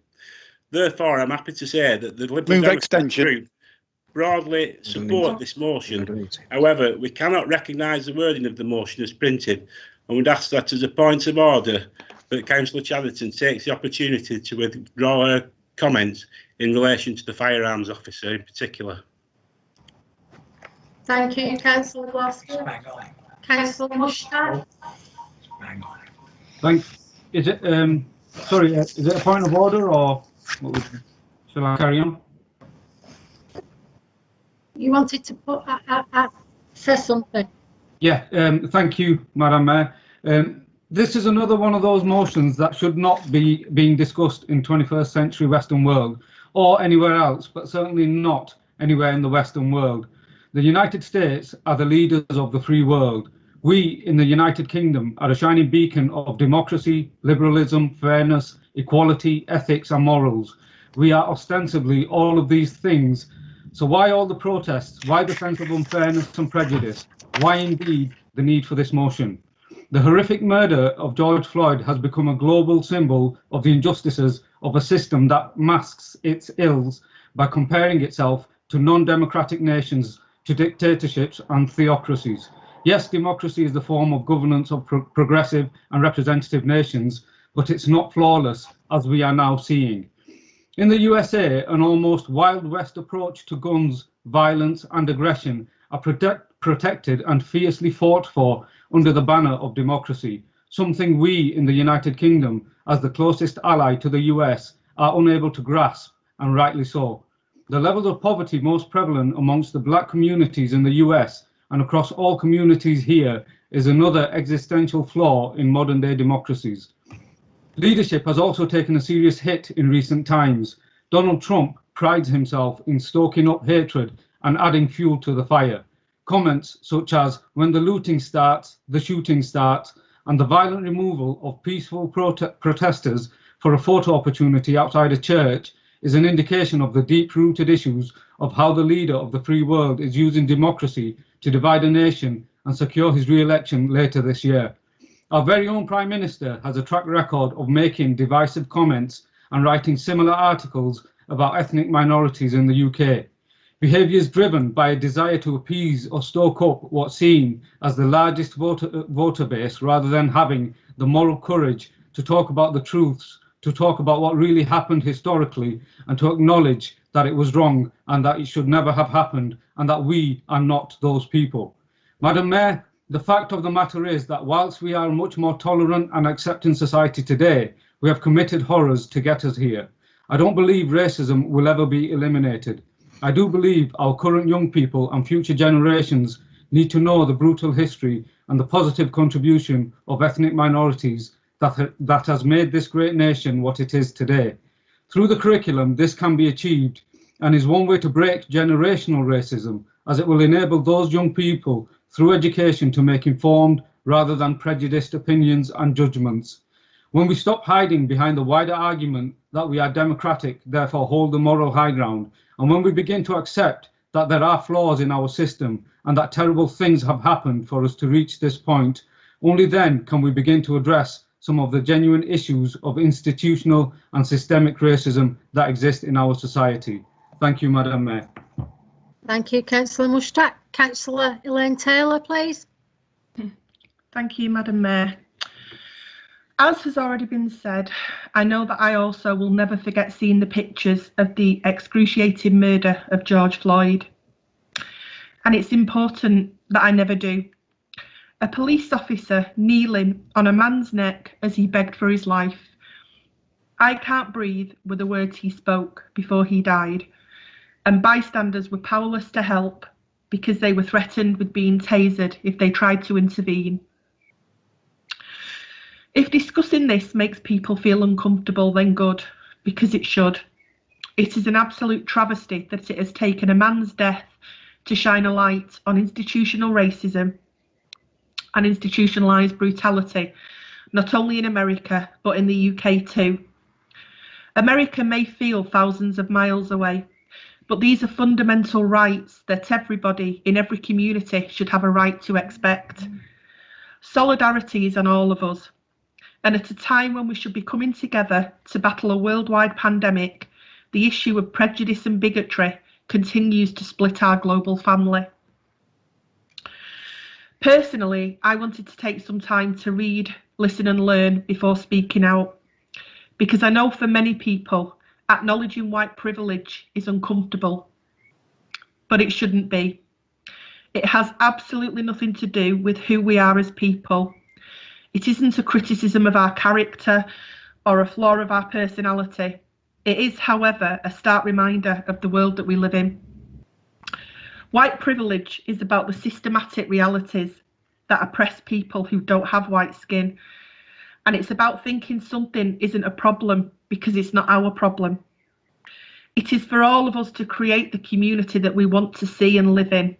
And we must use our collective voice, not just now, this month or this year, but continuously. Because right now there is a movement. Right now, people who haven't stood up before are standing up. Right now, people who have previously looked away are looking at the problem.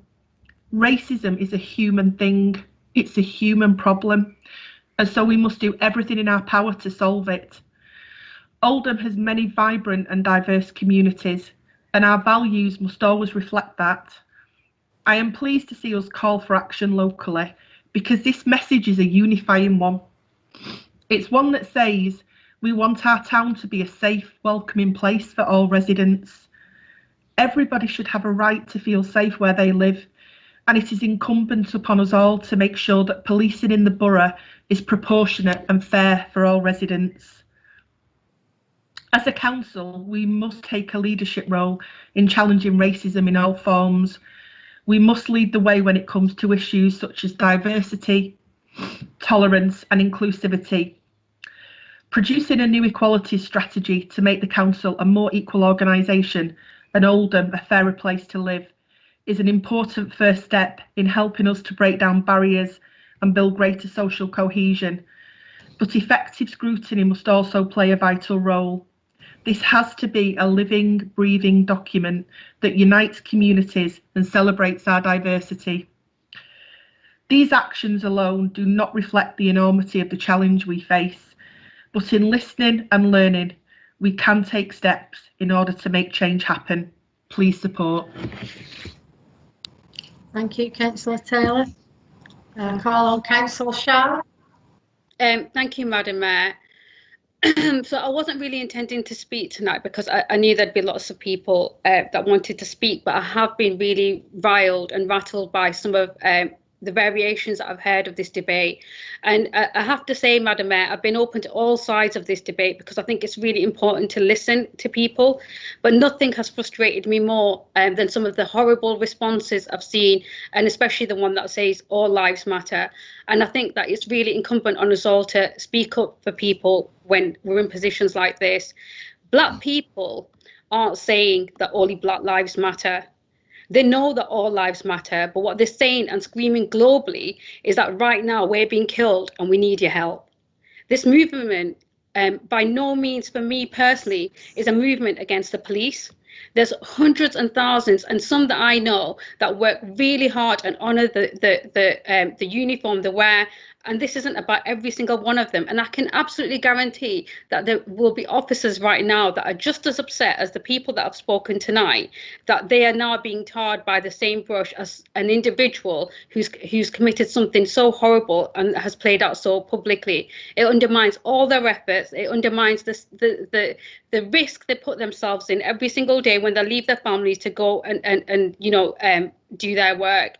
And I would personally like to reach out to officers and say this isn't about the police, and it certainly isn't for me, in the way that Councillor Gloucester appears to have been rattled, and but we can't get away from systematic biases. They do exist, Madam Mayor. This, for me, isn't a movement about anything else but a movement against racism. But and I have to really say this, and I'm sorry if I come across really passionate, but I want to be really bold because this is an opportunity that that we've been given to speak about this. Black people are by no means trying to start a class war. They're desperately trying to stop one that's been around for centuries and centuries and centuries. When I was watching this debate and the stuff around George Floyd with my mum the other week, and she said, Godarood, she said, when I came over in the 60s, and there was a 15-year age difference between my mum and my dad, and she said, you weren't even born. And she said there was elements of this. And she said, I remember being terrified, but I remember thinking, oh, I haven't got kids now, but by the time I have them, and by the time they get to, they're older, this won't exist. And that really hit home with me because it upset her, because actually I'm now the age that I am. And I now stand here in the platform that I've been given to speak about generations after me, but actually it still does exist and it's very much rife. There's no certification to say for anti-racists. You know, I'm not a racist, but I don't walk around with a certificate to say that I'm not a racist. So we all have to play our part, and it's good to get uncomfortable, like Councillor Elaine Taylor said. And it's also good to make other people feel uncomfortable with how passionate we are about this cause. But the truth is, whether we're anti-racist, we can still all do better. We're all inclusive, and I accept that, and I'm really proud of Oldham, and I do believe a lot of us are very inclusive, but I do also acknowledge that we all must do better. Diversity in all aspects of our lives is important, but again, there's so much more we can do, because when people ask for diversity, and when we ask to see certain people in certain positions or in certain professions, I'm a brown woman. A brown person doesn't look at me and think, oh, thank God, like she's the deputy leader and it's really important for her to be there because she's got the same colour skin as me. They look at me and they think, thank God, I hope that somebody who shares the same lived experiences as me, sees the same flaws in society as me, but she's in a position where she'll make a change. And she'll take that experience that she's got to bring about that change, to create more opportunities. 30 seconds left. So it's not just about having a bright brown face, it's about doing something whilst you're there. So the time to learn has never been more important than now. We need to listen, really discuss the issues, and be bold enough to identify any unconscious biases in ourselves, our businesses, and wider society. Thank you, Madam Mayor. Thank you, Councillor Shah. Councillor Al Hamdani. Thank you, Madam Mayor. Inequality hurts and racism kills, and we've seen it too many times, and right here we're in a position to do something to help change it. And notwithstanding the points that my colleague Chris Gloucester has made, I want to speak to the principle of the motion and the resolutions that it makes. We're seeking the equal application of fair laws. We're fighting structural inequality.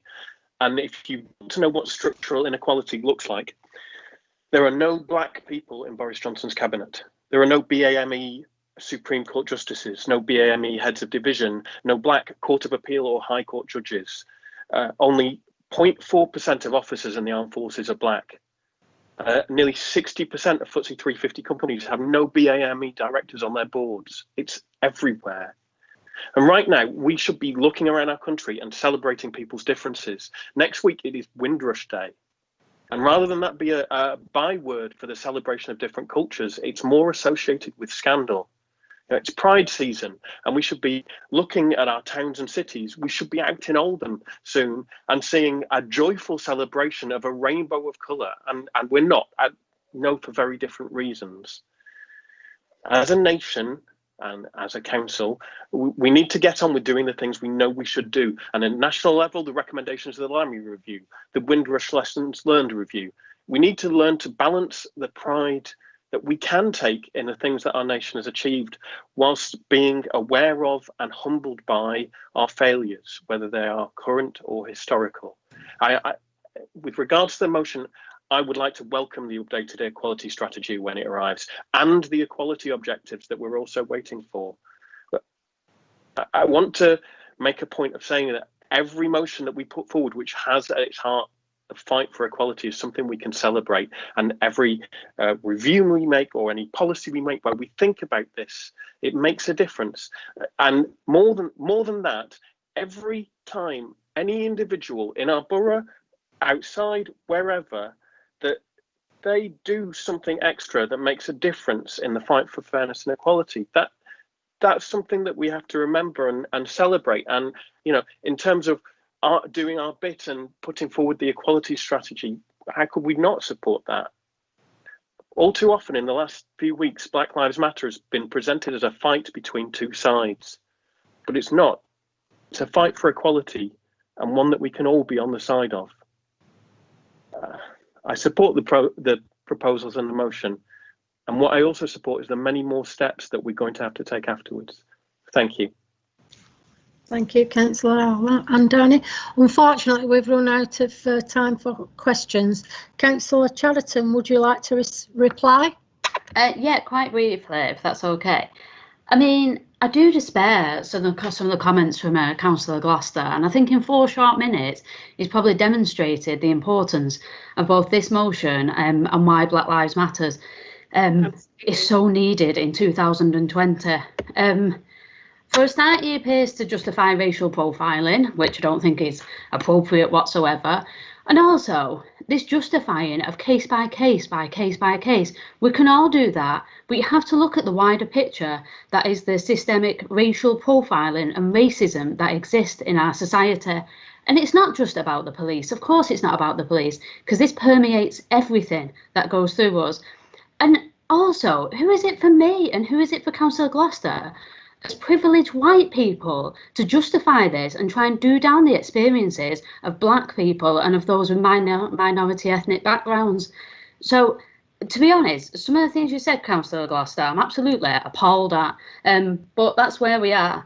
So just to pick up a couple of points, because obviously you're quite vexed about the Anthony Granger issue, you are right, and that is an error. The case didn't collapse because GMP failed to give information in regards to the officer that shot Anthony Granger. That was in relation to Assistant Chief Constable Stephen Haywood. So I'm willing to change the wording on that. So that's fine. What I will say though, in regards to Anthony Granger, he may have been a criminal and he may have been an armed robber, but there was no gun in the car that day, and that does not mean he deserves to die and deserves to die at the hands of the police. The public inquiry found GMP totally to blame for the death of Anthony Granger. They criticised their cavalier attitude, the collation of information that happened afterwards as well, and the changing of some of the evidence. Now, we can go through time by time, but the reality is too many black people die at the hands of the police, and we can go through the 1,500 and that's fine, and you talk about the suicides, and that's because of their experiences. It doesn't mean they necessarily are murdered by the police, but their experiences of some of the police do lead on to their deaths. So I hope members can support it. And like I say, if it's okay, Madam Mayor, I will amend the wording regards to, if you want, I can put that in the chat, the amended wording, if that's okay. But it will read, so just to read it out, the collapse of a police misconduct trial after Greater Manchester Police declined to submit any evidence against Assistant Chief Constable Stephen Haywood will be the new wording, and we'll remove the reference to the officer that shot Anthony Granger in the chest, if that is okay. Yes, agreed.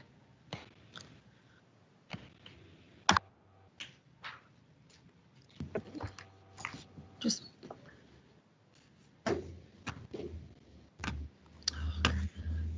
sorry, my mouse has got stuck.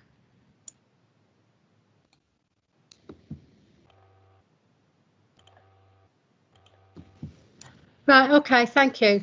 Does council agree that a motion, a roll call will be taken to vote upon the motion?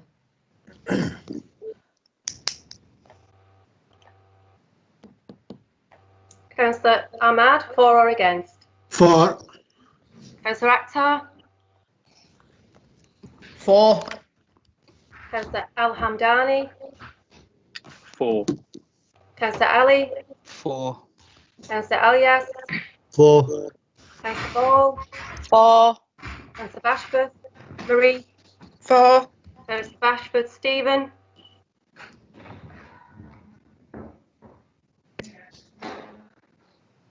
Councillor Stephen Bashworth?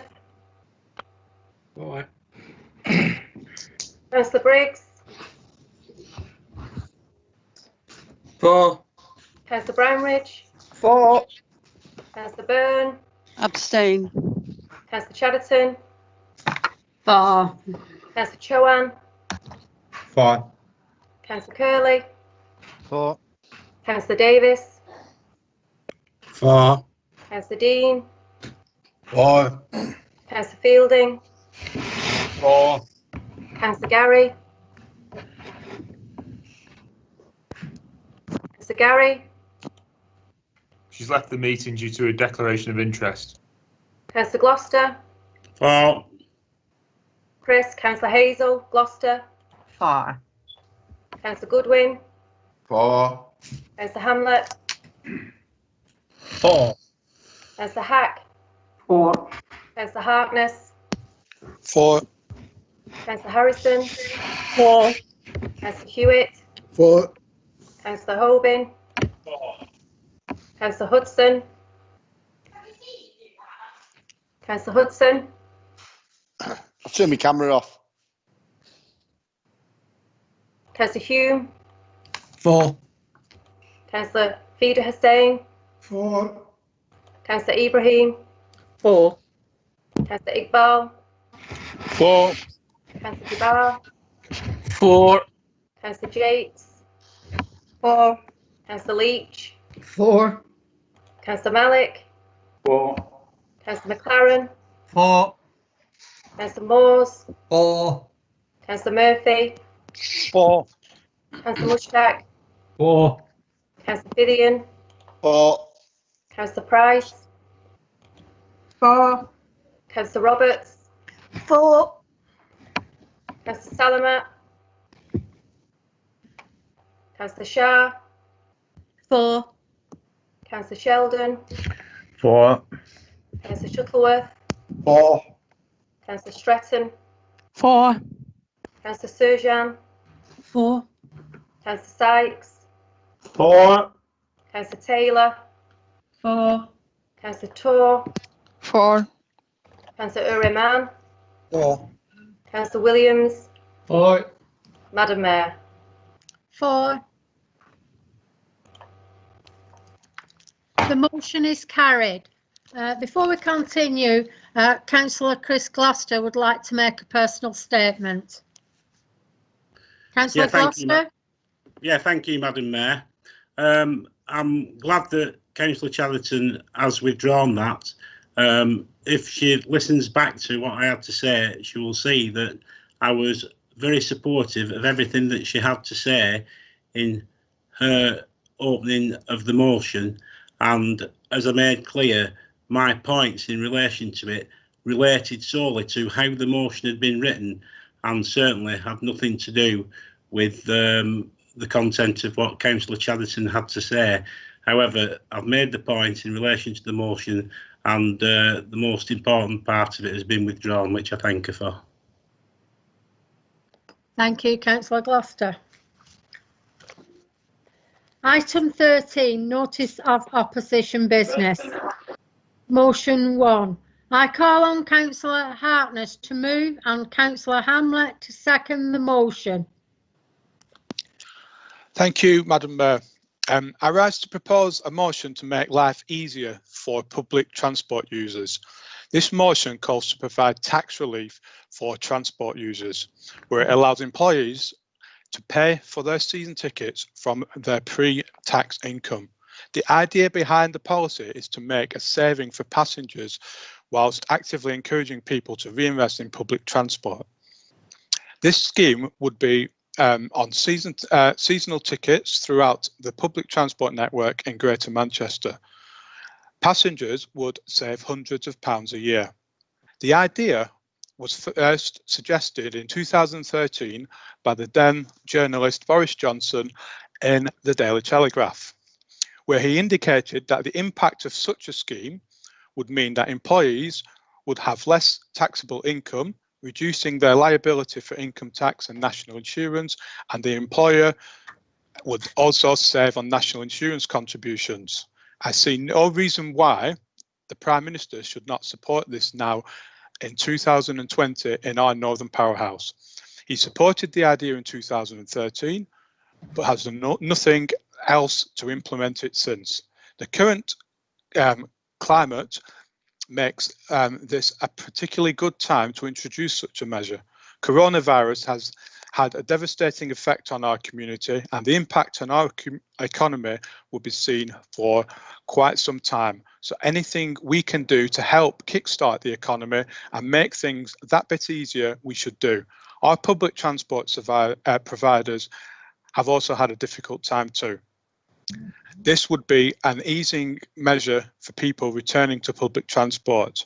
An annual cost for a season ticket on Metrolink commuter from Shore to Manchester is about £1,154. Bus commuter with First, about £670. And a train commuter from Greenfield to Manchester, £1,208. During the lockdown, we have seen carbon emissions fall. We want to encourage people to use public transport, and this is one way of making it more attractive. It will save people money and help kickstart our local economy. The motion calls on the Mayor of Greater Manchester, Chancellor of the Exchequer and Prime Minister to implement the principles of providing tax breaks for public transport season tickets. Please support this motion.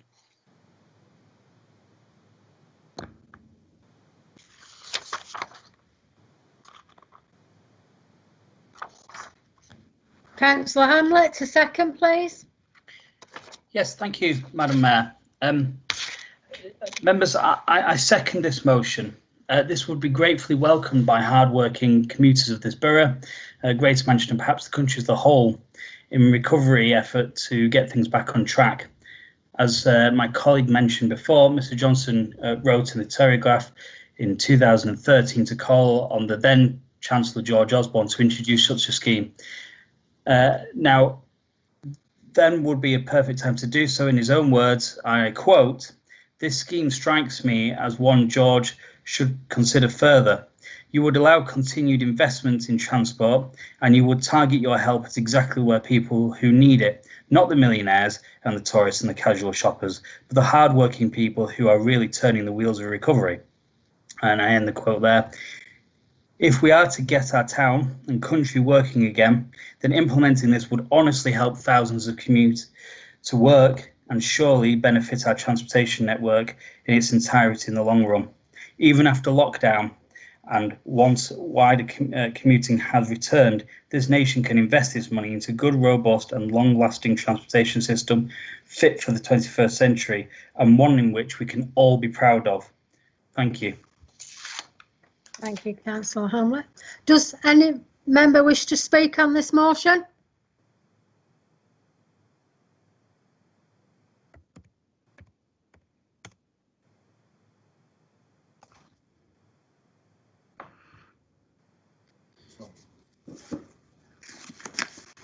Councillor Roberts. Thank you, Madam Mayor. I would like to move that this motion be moved to the Overview and Scrutiny Committee. Is that seconded? Second.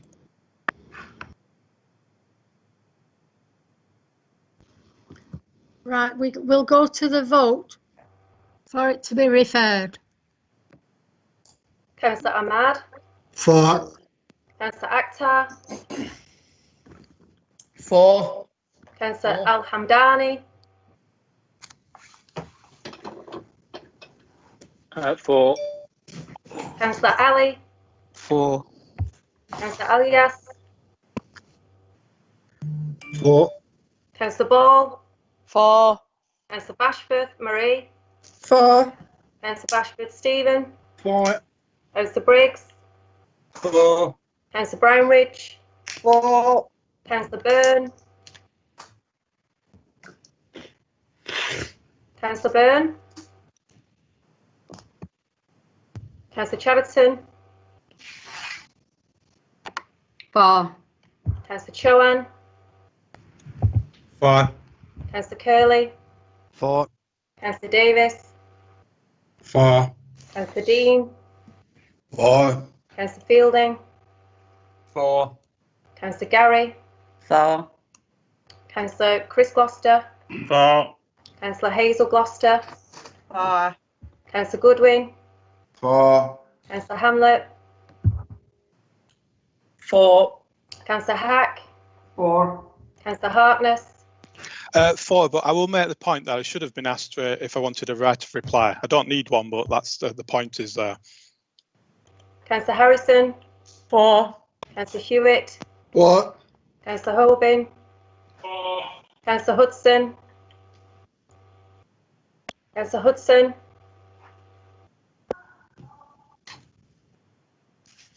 Councillor Hume. 4. Councillor Hussain. Beda.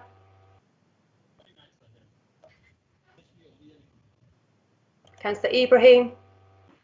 4. Councillor Iqbal. 4. Councillor Jabbar. 4. Councillor Jakes. 4. Councillor Leach. 4. Councillor Malik. 4. Councillor McLaren. 4. Councillor Moores. 4. Councillor Murphy. 4. Councillor Mushtaq. 4. Councillor Fiddian. 4. Councillor Price. 4. Councillor Roberts. 4. Councillor Salamat. Councillor Shah. 4. Councillor Sheldon. 4. Councillor Shuttleworth. 4. Councillor Stratton. 4. Councillor Surjan. 4. Councillor Sykes.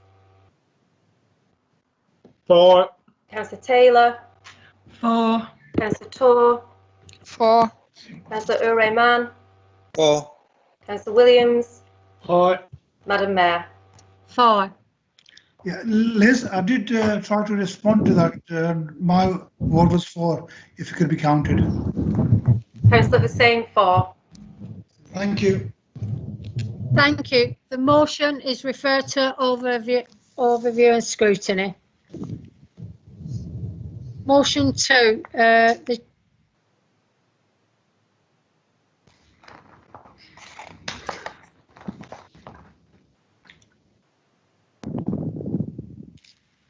I call on Councillor Murphy to move and Councillor Hazel Gloucester to second the motion.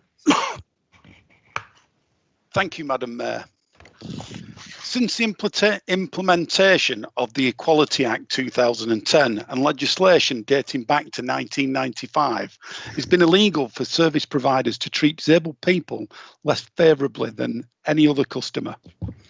Service providers, including shops, restaurants and cafes and supermarkets, must make reasonable adjustments so disabled people can enjoy the same services and facilities as their non-disabled friends, family members and colleagues. Disabled people contribute 80 billion to the UK economy per year, and that may account for over 20% of business customer base. That information is from the Department of Work and Pensions Office for Disability Issues in 2012. However, service providers may not always consider this when making business decisions. Trailblazers is a group of disabled campaigners from across the UK who tackle the social issues affecting young disabled people, such as access to higher education, employment and social and leisure opportunities. Their aim is to fight social injustices experienced by young disabled people and also ensure they can gain access to services they require. Although the report mentioned in the motion concentrates on young people, obviously other age group benefits, other age groups will benefit. In 2012, the government chose 27 English towns to take part in pilot projects aimed at transforming the high street. However, the resulting Porter's review unfortunately failed to consider accessibility for disabled customers and only briefly mentioned older people. Research shows that the picture is not straightforward one. Many disabled people said there have been improvements. However, others have told of challenges in physically accessing premises, in staff attitudes, and in the misuse of broken equipment. Misuse of or broken equipment. All disabled people want is to have the same experiences as their non-disabled peers. And it's as simple as that. The Liberal Democrat motion seeks to make meaningful changes to support those who need assistance. It's about providing the extras that have not been thought about. We would like to see a funding set up, such as a successful high street grants, with a panel set up. And to be fair, the template is already in place, which could be improved, which could do something like improve access to the shop, such as a ramp, possibly a different coloured doormat, so people don't get confused thinking it's a hole, something that people suffering with dementia have, or grab handles on a side of a shop to assist in getting in and out. Obviously, we'll work with partners to carry out assessments. We want to see shopping accessible for all. The Liberal Democrats demand better. This motion is about doing exactly that. Thank you, Madam Mayor. Thank you, Councillor Murphy. I just need to point something out. My apologies. It was that the Chief Executive had been given notice that there was a change to the mover of this motion as per 12.3 of the Council Procedure Rules, and Councillor Murphy was to do the motion instead of Councillor Williamson. So my apologies, I should have stated that. So I call on Councillor H. Gloucester to second the motion, please.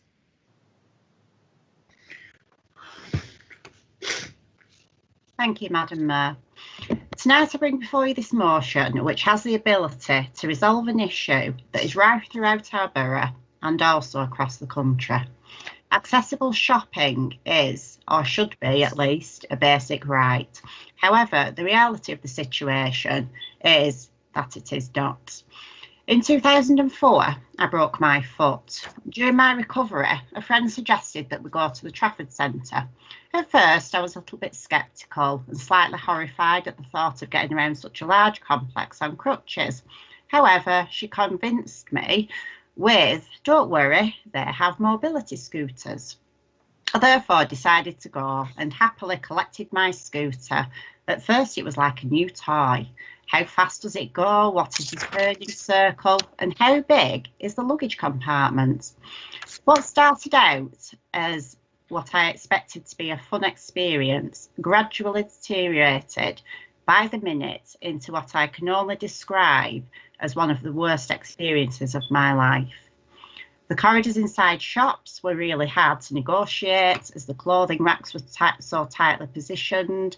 This actually resulted in me taking a whole rack of size 8 negligees, 24 boxes of Nike trainers and several packs of bedding along with me that didn't quite make it to the checkout counter. The staff were mortified with me, and also I was with myself. Using the toilets was an experience in itself, as doors were far too heavy for me to negotiate alone.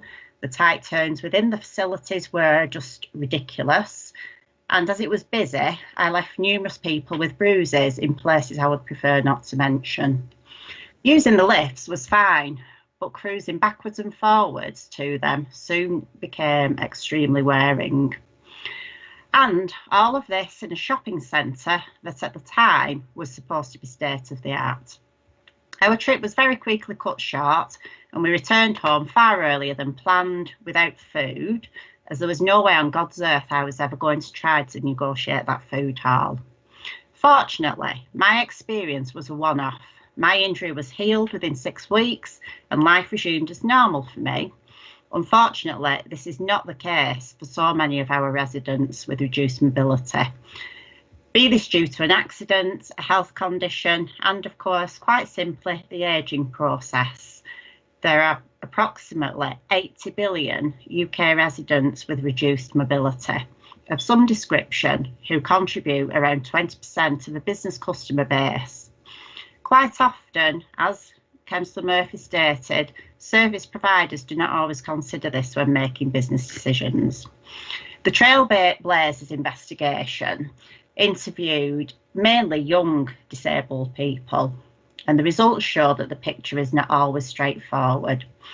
There have actually been some improvements, but as we stand today, there are still many challenges ahead for these individuals. Some of the key findings were that 2/3 of the people surveyed said that physical access always or regularly affects where they decide to go. More than 2/3 have been unable to access parts of an establishment due to broken or faulty equipment. Only half of clothing retailers have accessible changing rooms. Nearly half said that staff attitudes, I experienced that, discourage them from revisiting a shop, restaurant, cafe or supermarket. And 70% said that there was inadequate information about access 30 seconds available on left. websites. In this day and age, and in a country where approximately 9 million people are over 70 years old, with approximately 14 million officially disabled, and I'm sure there are more who are not officially counted for, we must be able to do better. The future of our high streets is already in question, and I would urge members to vote for this motion to at least try to make our shopping districts accessible to all. Thank you, Madam Mayor.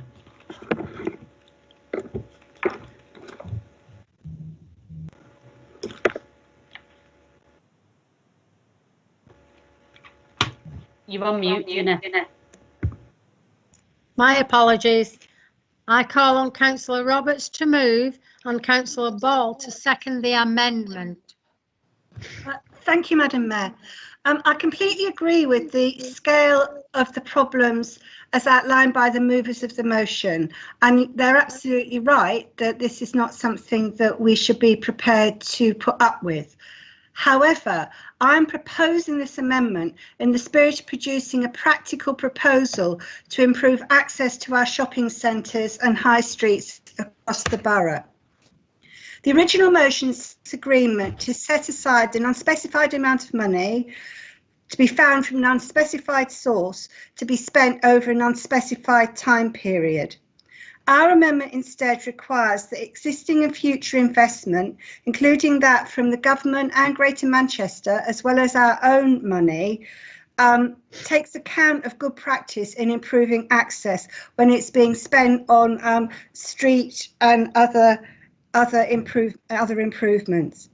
The amendment also suggests that members can use future rounds of the Local Improvement Fund to provide district investment in local shopping areas, which could be allocated by a panel as suggested in the original motion.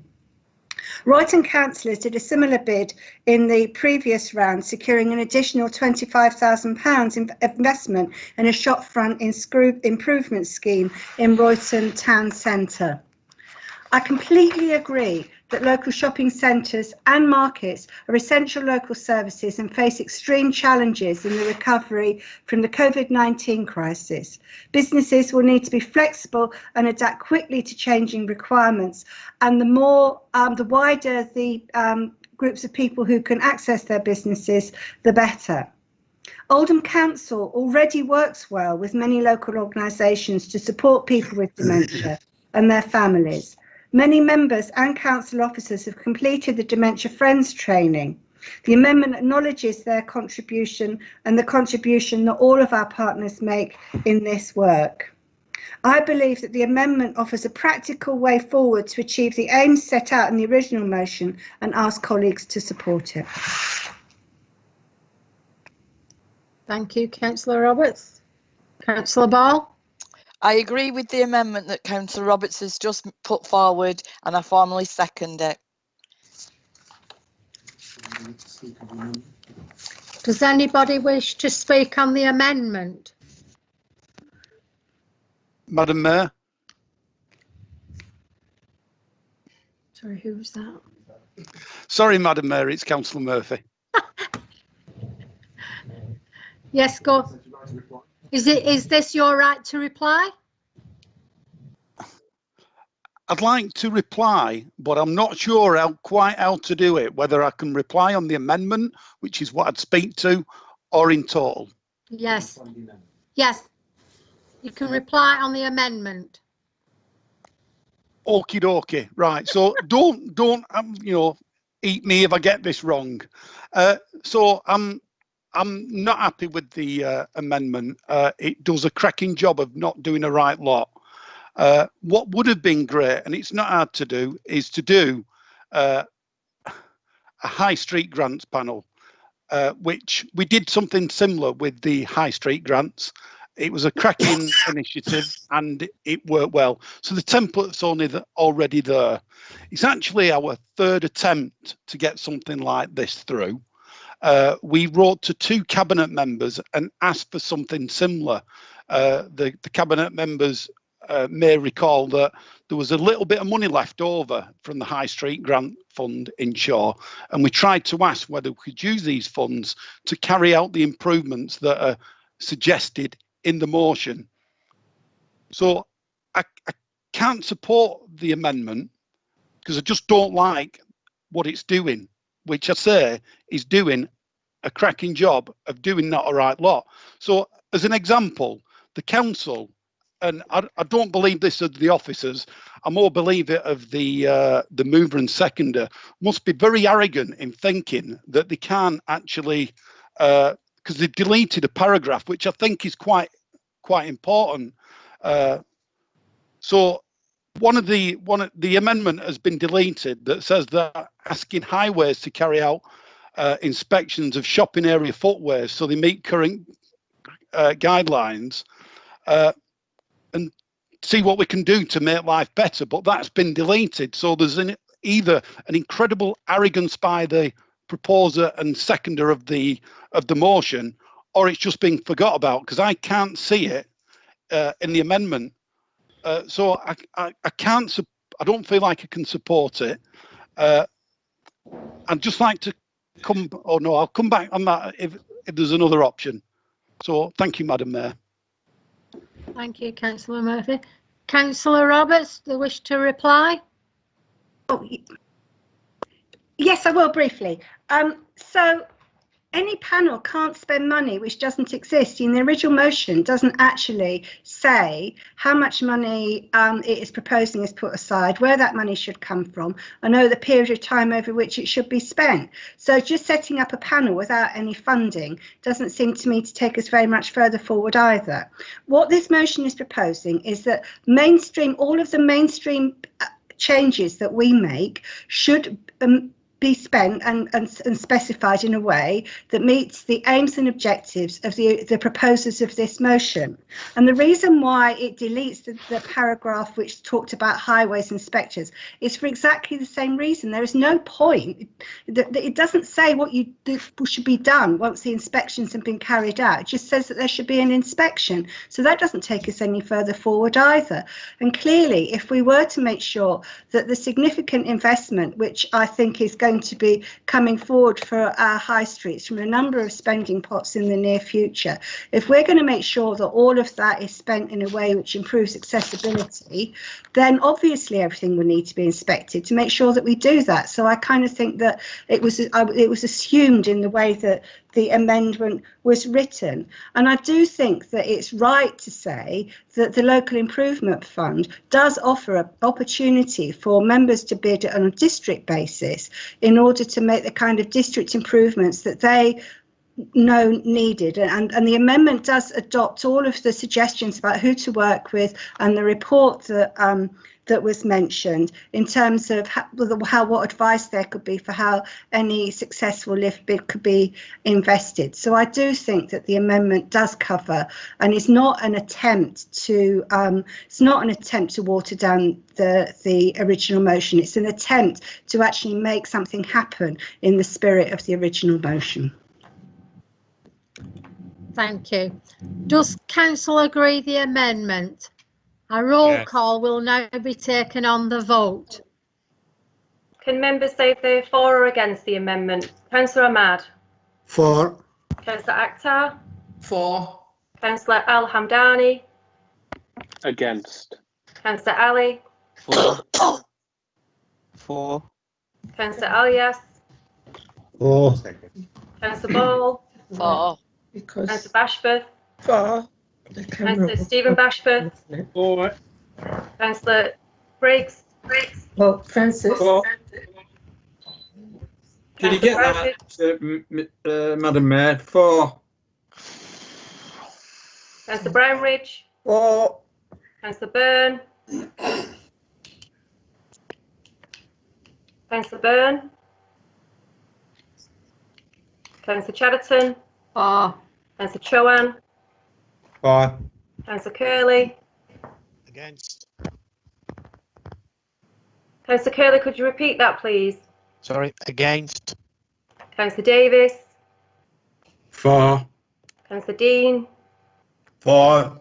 Councillor Fielding. For. Councillor Gary. For. Councillor Gloucester. Chris. For. No, hang on. Against, sorry.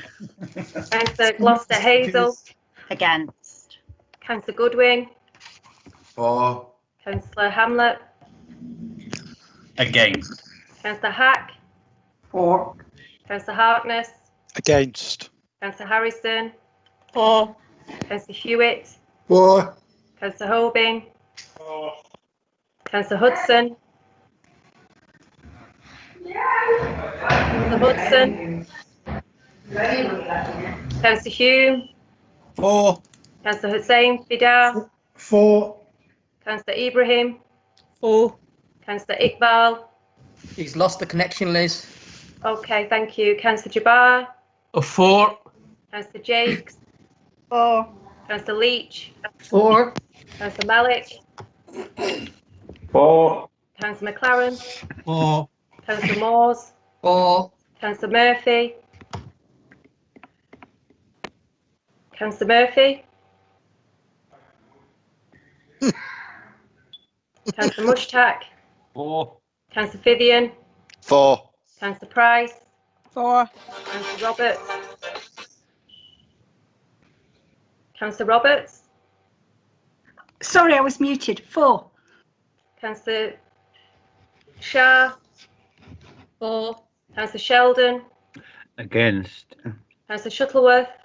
For. Councillor Stretton. For. Councillor Surjan. For. Councillor Sykes. Against. Councillor Taylor. For. Councillor Torr. For. Councillor Ureyman. For. Councillor Williams. For. Madam Mayor. For. The motion is carried. Does any member wish to speak on the motion as amended? Madam Mayor, Councillor Murphy has had technical issues. Councillor Murphy, you have the right to reply.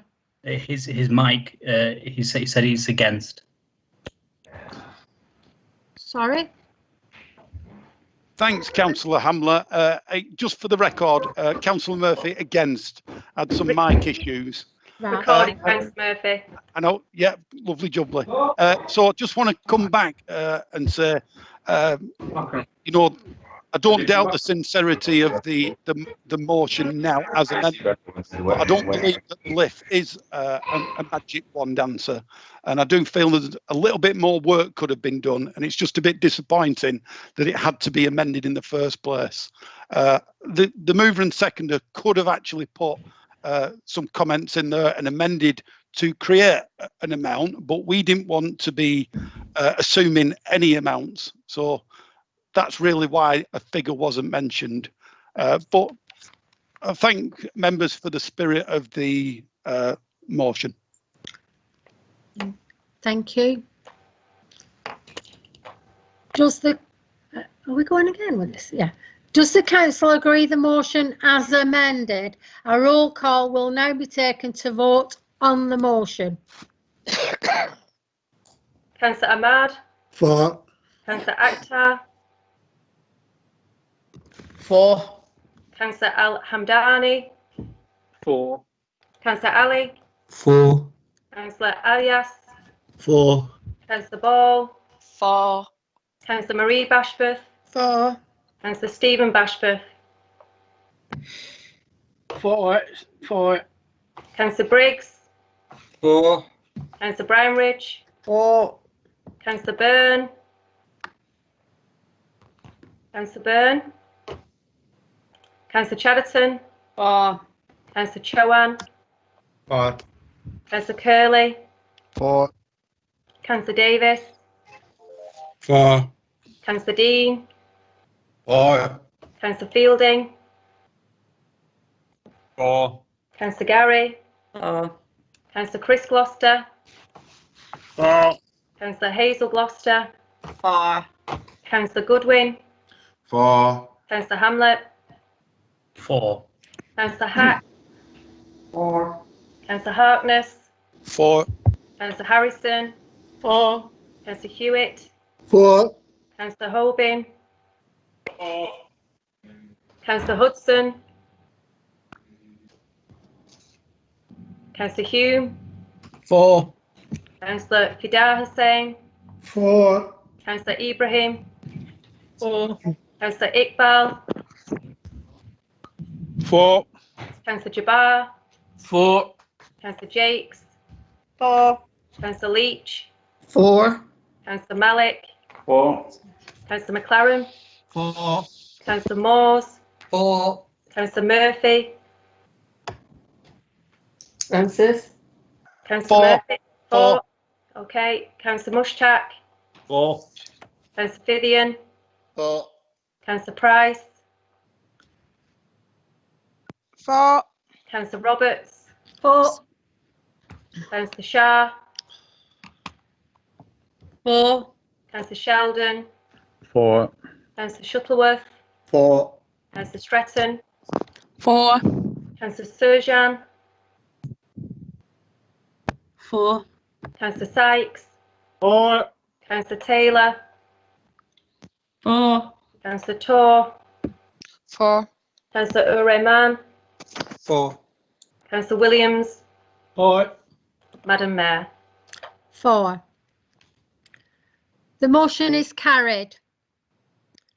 We're going on to motion 3. I call on Councillor Murphy to move and Councillor Chris Gloucester to second the motion. At this time on roll call was not included. There is 9 minutes left on this motion. Councillor Murphy.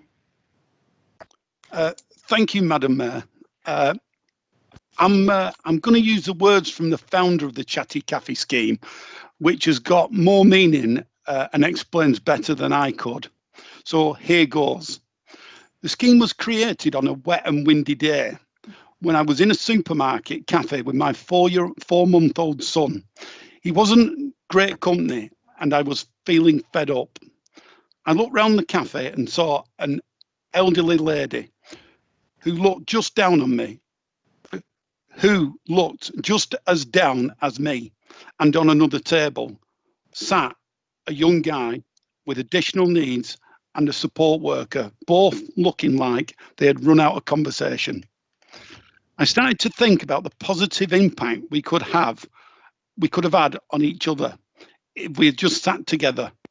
I know from experience that when you're feeling lonely, a short conversation with another human can really brighten up your day. And I realised that you can be out of house all day and yet have no interaction with another person.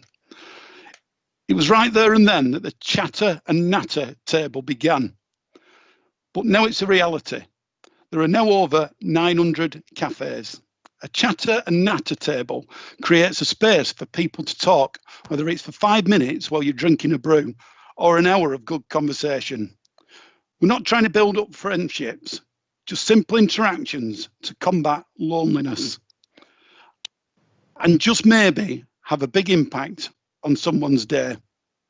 Although the aims of the scheme are to reduce loneliness and get people chatting, we decided not to use the word loneliness in any of the publicity displayed in the cafes.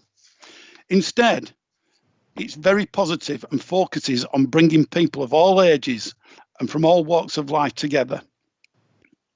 Did you know that in a recent survey found that over 75% of us would like real life conversation, so let's get talking. It was really pleasing to read that a project is already being rolled out in Oldham with one example, and others, with one example, Costa Coffee at the ICC. So well done, Costa and others that are making this happen now. But as always, the Liberal Democrats demand better. So I'd ask the council to please support the motion. Thank you, Madam Mayor.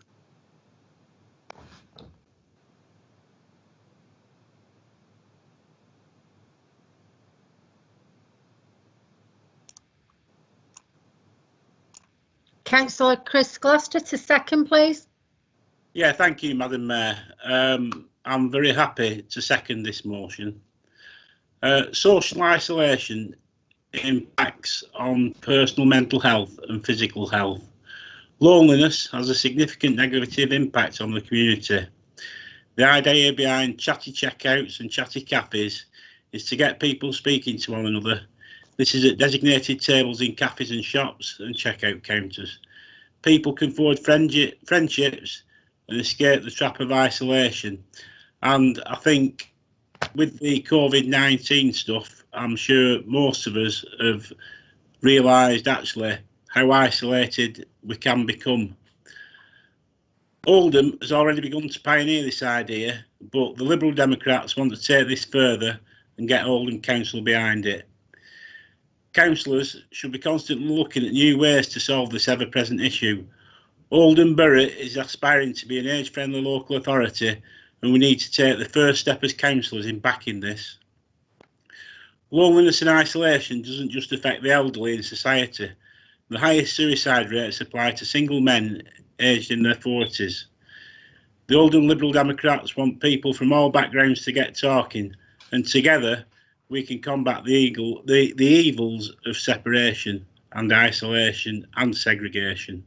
So I would ask that we all support this motion. Thank you, Madam Mayor. Thank you, Councillor Gloucester. The amendment, the Chief Executive has been given notice that there is a change to the mover of this amendment as per 12.3 of the Council Procedure Rules, and Councillor Roberts will move this amendment instead of Councillor Akhtar. I call on Councillor Roberts to move and Councillor Ibrahim to second the amendment. Councillor Roberts. Oh, thank you, Madam Mayor. This will be really brief. Having looked at the motion, it just seems that it's a duplication of work to send it to 2 scrutiny committees. And again, having looked at the terms of reference of the scrutiny committees, health seems to be the most appropriate. So the amendment proposes deleting referral to overview and scrutiny. Thank you. I agree, and I second this amendment with Councillor Roberts. Thank you, Councillor Ibrahim. Does anyone wish to speak on the amendment?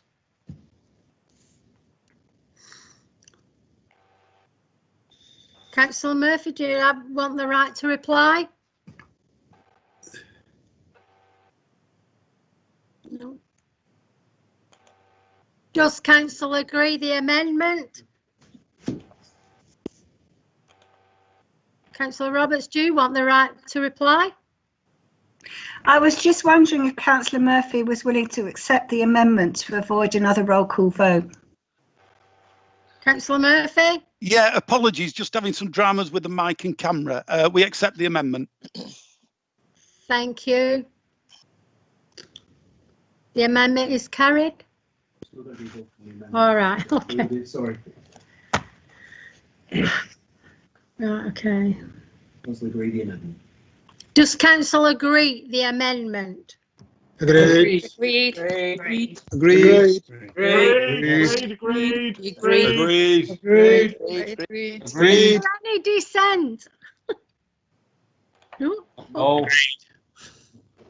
All agreed. Oh, so the amendment is carried. Thank you.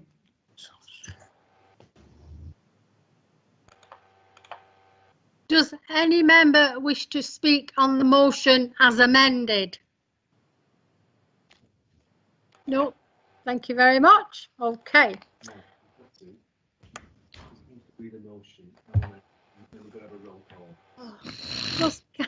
Does Council agree the amendment? Agreed. Agreed the motion as amended, and a roll call will be taken. Councillor Ahmad. For. Councillor Akhtar. For. Councillor Al Hamdani. For. Councillor Ali. For. Councillor Alias. For. Councillor Ball. For. Councillor Marie Bashford. For. Councillor Stephen Bashford. 4. Councillor Briggs. 4. Councillor Brownridge. 4. Councillor Byrne. Councillor Chatterton. Mayor's office. 4.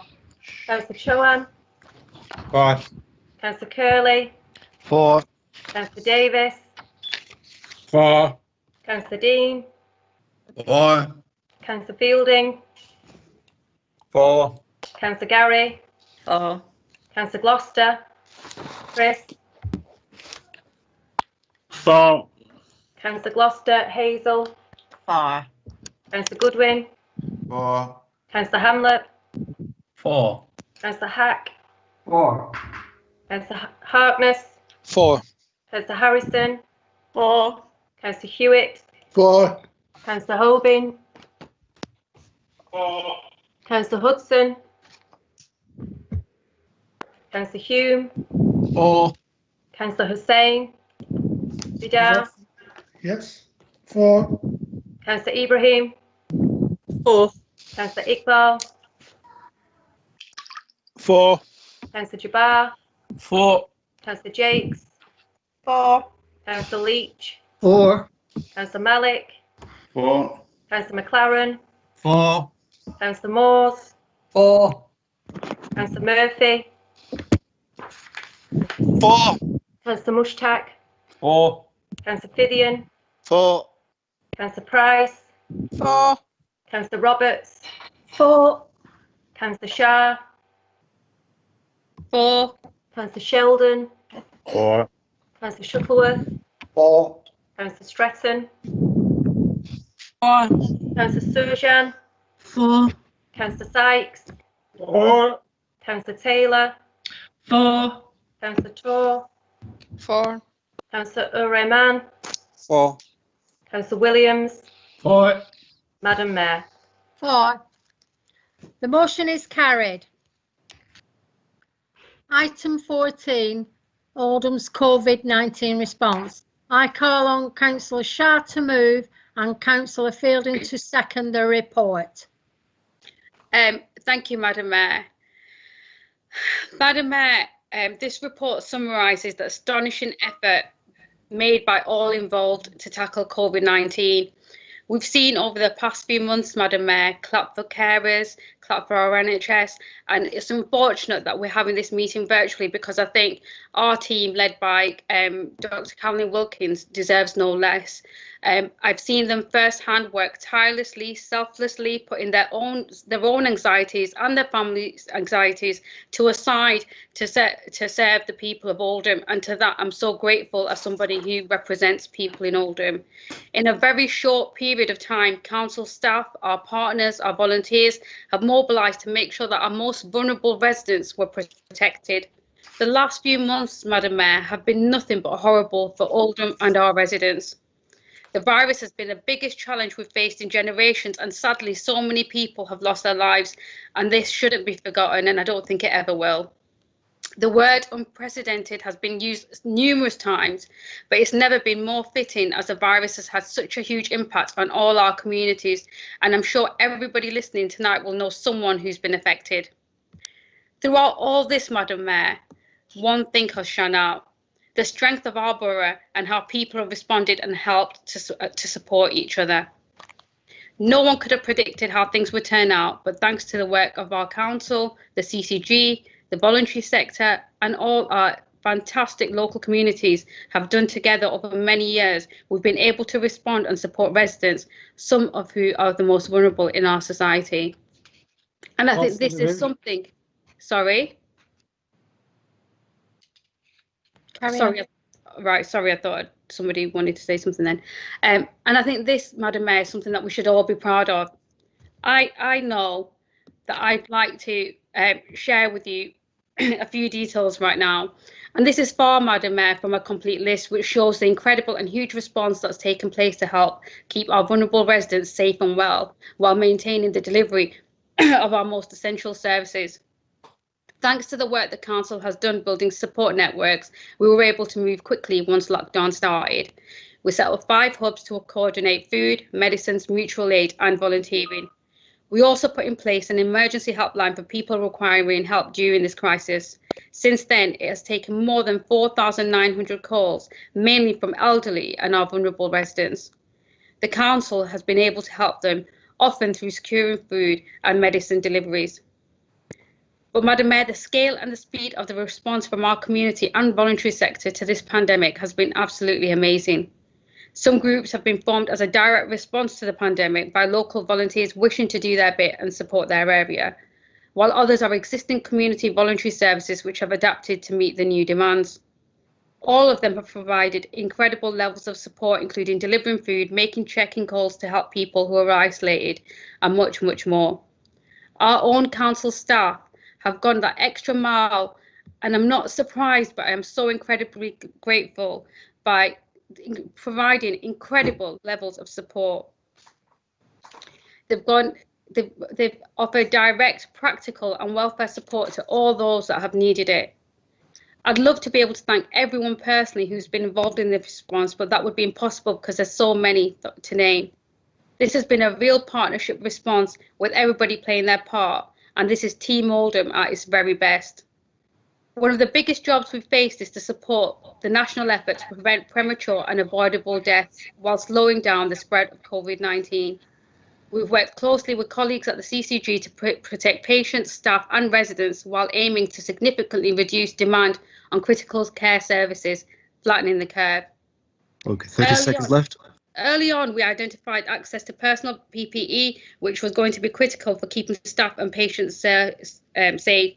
We responded quickly to distribution to the hub to provide emergency stock to health and care providers who are unable to secure stock through their own routes. Move to extend. This has meant that the borough has not faced the significant shortages of PPE that we know others have faced. To date, the hub has distributed more than 575,000 items of PPE to local services. Our staff have also been working incredibly hard to keep these services running. Through our schools, I'm going to have to stop you there, Councillor Shah. That's Sorry. fine. I'll sum up at the end. Okay. That's fine. Councillor Fielding to second the report. Thank you, Madam Mayor. And informally seconding, I just want to say my own set of personal thank yous to the incredible efforts of staff that established the helpline so quickly, so that our vulnerable and isolated residents could get in touch if they needed assistance. The staff that were redeployed into the business grants team that saw us getting grants out the door quicker than many other similar neighbouring local authorities and supporting businesses in that way. The way that we stood up so quickly at our ICT capacity and the way of working that we're currently experiencing this evening, so that the use of executive powers delegated to me and the chief executive were absolutely minimised and democracy could still go forward despite our limitations and having to remain at home. The efforts around PPE, absolutely incredible, as highlighted by Aruj, and I know that there are many other authorities around the country who are envious of the position that we have found ourselves in here in Oldham around being able to dispatch and deploy PPE more quickly and in a way that we have not faced such shortages. But finally, the biggest thank you is just to how many volunteers have come forward and supported with the relief effort. There were people that found themselves furloughed and decided to use the time that they had available to help with the relief effort. There were people coming out of retirement to help and volunteer at the Central Food Bank, many of whom I've met on my own volunteering shifts. And there are people who've been doing all manner of different things to support friends and neighbours, whether formally, informally, or just by checking on somebody down the road. So thank you to me. This report summarises the work that has been undertaken across the whole system, and it's something that we can be really and truly proud of. So formally second that report, Madam Mayor.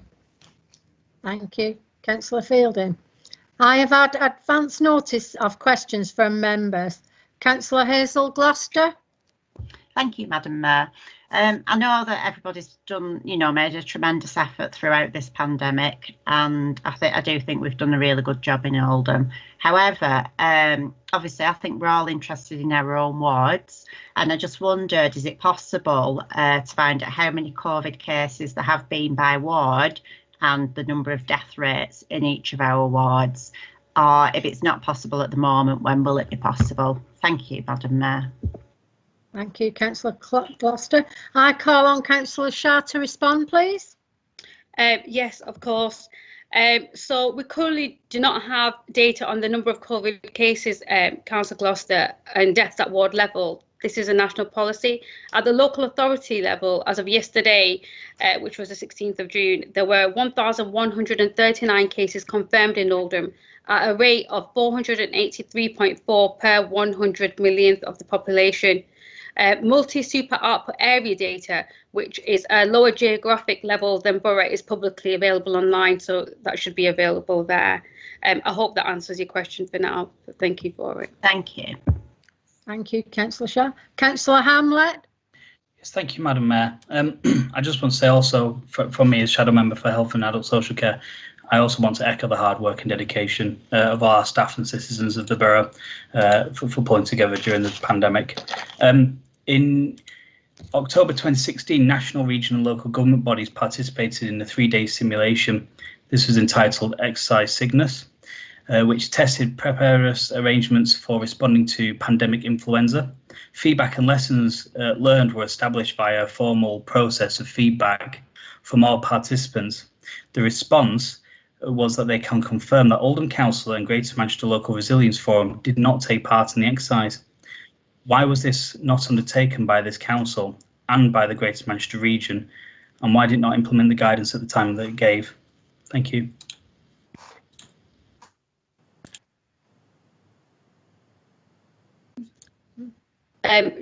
Shall I answer that, Madam Mayor? Yeah. Okay. Respond. Thank you. Councillor Hamlet, thank you for your question. You're right, we didn't take part in the exercise, and further details on the operation can be gathered from Public Health England. Before COVID-19, Oldham Council had a pandemic flu plan in place, which was based on guidance from central government. This was in line with other Greater Manchester plans. There are a wide range of emergency planning simulations that take part each year, and we work with the Greater Manchester Local Resilience Forum to determine which we take part in. We also work across the system to implement any recommendations arising from them simulations. For the moment, I hope that provides you with the answer that you're looking for. Thank you. Thank you, Councillor Shaw. Councillor Chris Gloucester? Yeah, thanks, Madam Mayor. Can I just ask, how many places did the authority block book in Oldham care homes for recovering COVID-19 patients leaving hospital? Were many of the patients then retested for COVID-19 before they returned to the care homes? And how many COVID-19 related deaths have there been reported from care home residents in Oldham, if that information is available? Yeah, I'll respond separately. So in regards to how many places did the authority block book in Oldham, 24, but not just for recovering COVID patients, but to maintain the flow out of hospital more generally. In regards to the patients that were retested for COVID-19 before they returned to the care homes, hospital discharge guidance states that all should be tested prior to discharge. Guidance also states that all new residents should self-isolate in their rooms at the point of being admitted. And finally, in response to how many COVID-19 related deaths have been reported from care home residents in Oldham, as of the 12th of June, 106, of which 81 died in the care home and 25 unfortunately died in hospital. Thank you, Councillor Shaw. Councillor Al Hamdani? Thank you, and thank you for the answers, and thank you to everyone who has been working so hard. The question is in two parts. Could the council be informed as to the impact of COVID-19 on the lives of residents occupying council-owned PFI2 and PFI4 social housing, and what specific support has been provided to the residents, particularly elderly, vulnerable, disabled, by the housing management providers, Housing 21 and Great Places? Thank you. Thank you, Councillor Hamdani, for your question. Essential services including urgent repairs, fire safety checks, gas servicing, cleaning of communal areas, etc., all continued to be delivered through this. We were unable to access properties where the households had been self-isolating. Certain other softer services such as social activities, residence meetings, coffee mornings, etc., have all been curtailed in line with the guidance we received from government. Prioritisation of any general needs relets given to provide permanent accommodation for those occupying temporary accommodation, So far, 3 families have been permanently rehoused to date. The reletting of bungalows and shelter flats is being managed with great care and with full risk assessments undertaken. The reletting of extra care flats has been temporarily put on hold. In regards to what specific support has been provided to the residents, and particularly the elderly, in housing management providers such as Housing 21 and Great Places during the crisis, £20,000 had been donated through PFI partners to the Action Together COVID-19 Relief Fund to support the community hubs. All residents have been contacted by the council's PFI providers to ensure they have all the support they need. This includes ensuring they have food and essential items delivered either by Age UK or Action Together, and also signposting to support networks as required. Those affected by loss of employment and income have been signposted and supported by Housing 21 and Great Places to apply for the benefits they're entitled to.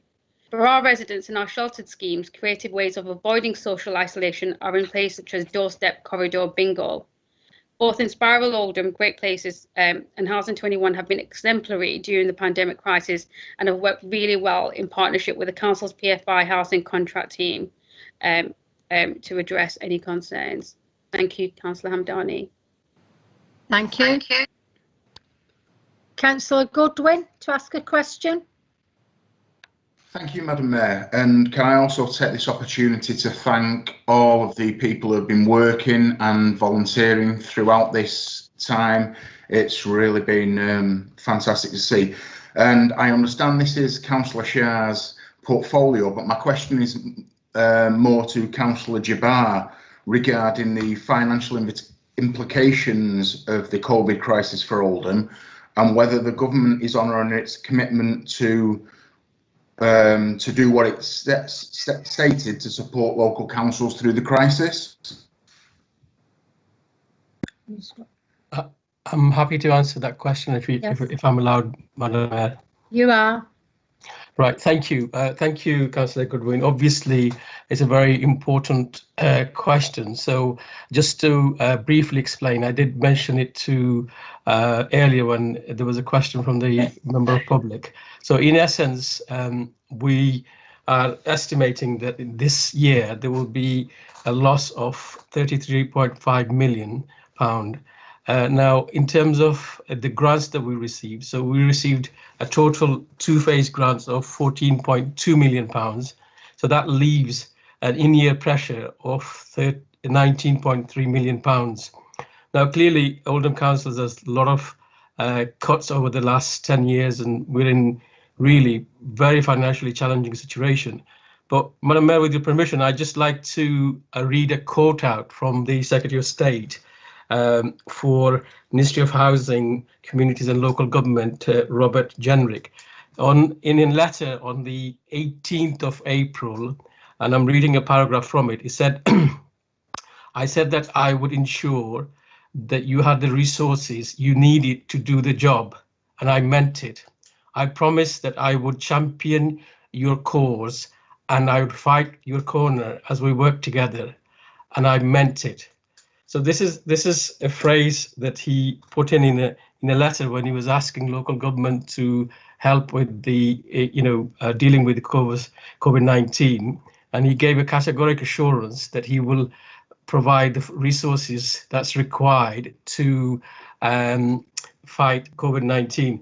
Now, Madam Mayor, we received, as I said, two phases of payment, but we haven't received any more, and without further payment, then the council will be in a very, very difficult situation financially, and we would have to then consider whether we, stop providing vital local services, which Councillor Shah talked about very elegantly. When people need it, the council stepped up to provide that services, so it will have an impact. So my thanks to Councillor Goodwin for asking the question, and my appeal to government is please honour the promise that you made.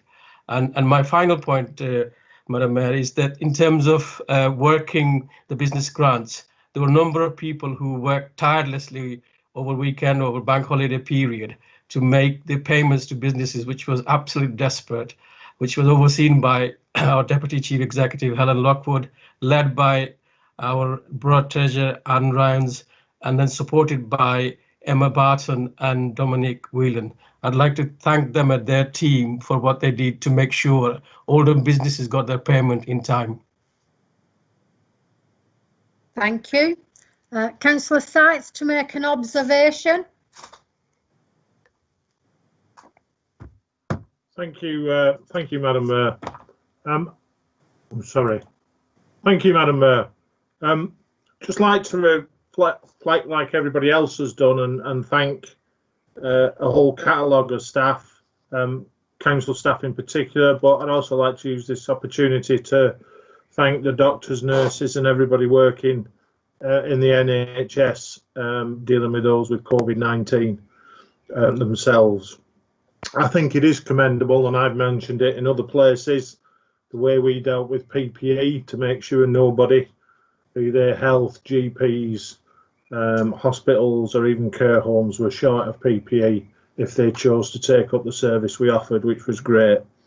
And I think a big thank you in particular to our staff involved in social caring and the many other council workers, from people on the bins and the thousands of volunteers, like other people have already said. I'm also equally proud of the diligence of colleagues in the council chamber, and I don't say that lightly, and we faced what has been an international problem with dignity and gave the situation the treatment it deserved. Not only does COVID-19 kill, but it impacts upon everybody every day in their lives. It reminds us actually that we're all connected and reminds us to take nothing for granted. I'm greatly saddened at the deaths that have occurred in our communities and within families over this issue, and I'm afraid it does need saying. There's some good things will have come out of this. We've talked about the volunteering, we've talked about the sense of community, neighbours talking to one another, but with more government help, a prompt reaction to the pandemic, there's very clear evidence now that we could have saved some people's lives. I'll be the first to acknowledge that the government has helped, but we need more. The issue, and I'm sure Councillor Jabbar would echo this, is not just about increased costs, but it's about lost income, and it's not just lost income this year, and that's the bit that I don't think the government's recognised, and it's the bit that I think the public struggle the most to understand. I think the other thing, the report's excellent, is there have been conflicting advice issued from the Prime Minister down, and that's resulted in a disastrous lack of confidence and clear flaunting of lockdown rules we're supposed to adhere to, and we had a local example of that this weekend, and there have been other smaller examples throughout our borough. And it does need mentioning, because the mood music changed when a senior civil servant and aide to the Prime Minister broke the rules, as we saw last week on his trip to Barman Castle, or was it Specsavers misadventure. People's mood changed. You could feel it change. Poorly considered last-minute announcements have certainly contributed to an increase in the R rate in Oldham, if that's the measure we're using. I welcome the government's U-turn on schools and the wider opening for pupils.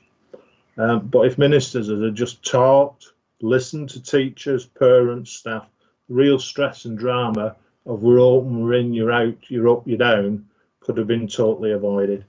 The government's now under pressure to remove and revise its 2-metre rule to something like 1 metre, which I predict it will do within only a couple of weeks' time. But the question I'd ask, and the question I ask for the vulnerable people in Oldham, is what's changed? They give the appearance of making it up as they go along. They're playing Russian roulette with those vulnerable to the virus. And what's happened to following the science? It's clear this government has had enough of experts, and I'm very, very thankful to the good people we have here in Oldham that are keeping ours and our citizens' heads above the water. Thank you very much, Madam Mayor. Thank you, Councillor Sykes. Yeah. Councillor Hoban to ask a question. Thank you, Madam Mayor. It will get to a question in a minute. I'd like to, like all the other people that have spoken, I would like to thank all the volunteers and all the people that have been working hard on the hotline at the council.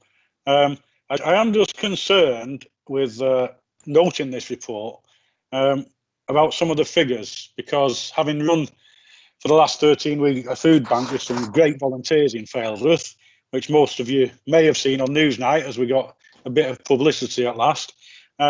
These figures can't include anything from Failsworth of the 1,500 or so food parcels we've Hi, delivered Michael. to the 120 I'm all right. How are you, plus my friend? households. Because nobody has come to me to ask for any of these figures. So Failsworth figures can't be added onto this report. So I wonder if any other areas have had other great volunteering teams that haven't been included in this report, and rely on these figures if not everybody's been included. Thank you. Councillor Shah to reply. Yeah, Madam Mayor, I'm just trying to articulate or trying to get together my thoughts to articulate the most polite response I can to the most recent question. I'd like to firstly acknowledge the other comments and contributions that are made that are really helpful, and especially to the ones that Councillor Sykes has just made. And I absolutely agree with everything that you say. It's been shambolic, the national messages, the inconsistency in them, the poor behaviour by those that are supposed to be leading by example.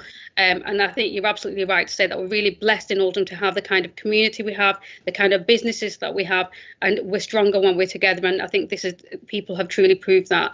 In response to Councillor Byron Hoban, I don't understand. I think I made it very clear in my statement when I was moving the motion to say that I've probably missed people off the list, but to say that I hadn't approached him or officers hadn't approached him independently or directly for numbers is a bit bizarre. Maybe you've got a bit of lack of understanding of how all this works. I don't think there's anything or that your efforts haven't been appreciated, but I would like to say that not everybody, although you mentioned your little stint on Newsnight, there are hundreds and thousands of people in Oldham who have contributed and done what they've had to do without even seeking acknowledgement, and we've tried our best to capture those people as much as we can.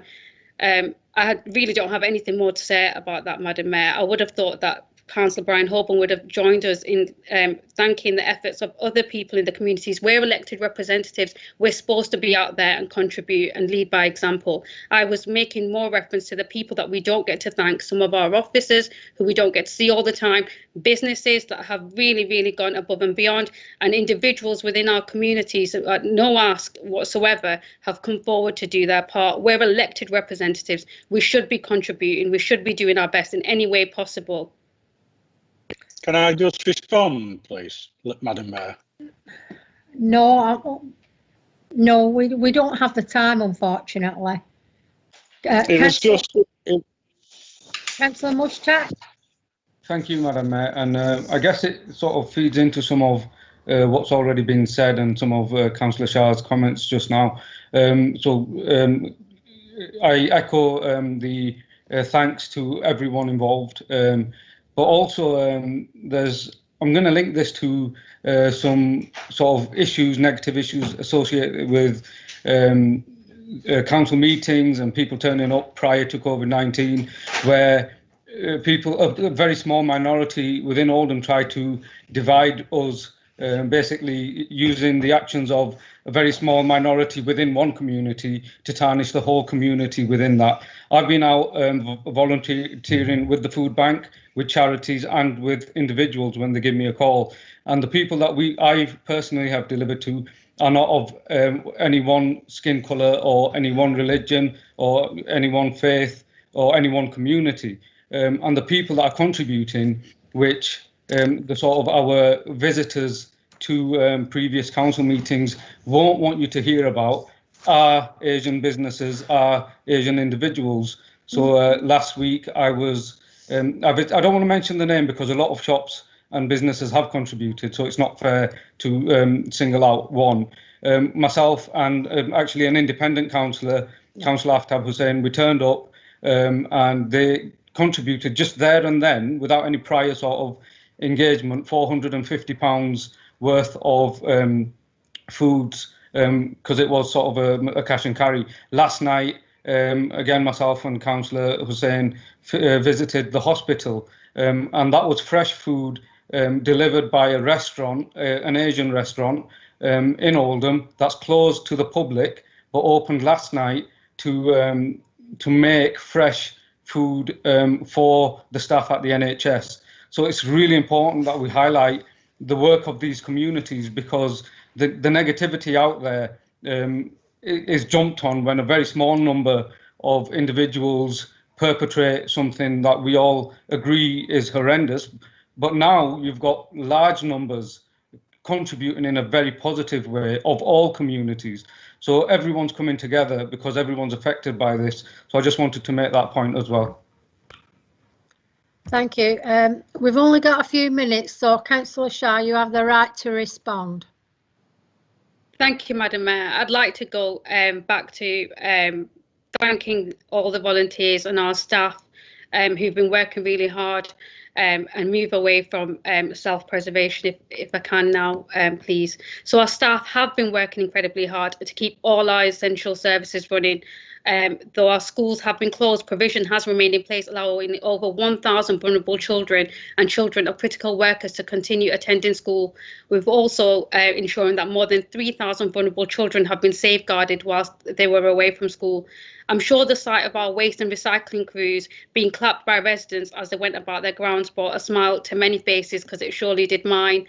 Our staff have continued to ensure that bins are collected regularly, even when we've had to temporarily move to weekly collections to combat staff shortages.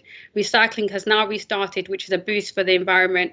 We've made sure our parks and green spaces remain open, as they have never been more important, as residents have used them to get their daily exercise while social distancing. In my role, Madam Mayor, as Cabinet Member responsible for the borough's recovery and response to COVID, it's going to be my job to help get Oldham back on its feet, fight back and build for the future. We must look to tackle poverty, unemployment, community concerns and isolation. And it's not going to be easy, but we can all do our bit to help out. We've already started work as we recognise that COVID-19 has impacted on people in different ways. For some, it will have impacted on their health. Others will have lost their loved ones, unfortunately, and some would have sadly lost their jobs. And in some cases, it will be a combination, unfortunately, Madam Mayor, of all three. Through no fault of their own, some residents are facing financial hardship, including those extremely vulnerable households who may not be in receipt of means-tested benefits. To help all enforcement agent action, including visits to collect overdue business rates and council tax, we've currently suspended it all. Special payment plans have been made available on request, with over 1,937 households deferring their council tax payment. And I'd like to acknowledge Councillor Jabbar's efforts in that regard and his team. We know that this has been a tough time for businesses, so our staff have been working hard to allocate government grants to support those who have been really struggling or who may be struggling. We've allocated small business grants and retail, leisure and hospitality cash grants totalling over £40.915 million to 3,589 businesses across the borough. And this has been so important for us, because it was important that we kept Oldham's economy moving. But Madam Mayor, the pandemic is by no means over, and the need for support is likely to be needed in different ways for some time to come. For that, we're going to need some understanding and some patience. We are continuing to work on recovery planning, and through working together, we will continue to tackle the impact of COVID-19 while in our mission to continue to build a better Oldham. But Madam Mayor, I'd like to finish by saying I'm so grateful to everyone who has contributed. We've all had to work extremely hard and extremely quickly in some very difficult circumstances, and at a time when everyone has been under huge pressure.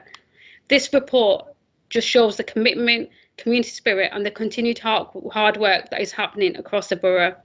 The council and our incredible team of staff have worked extremely hard with NHS, voluntary sector, businesses and other partners to limit health, social and economic hardship to our residents.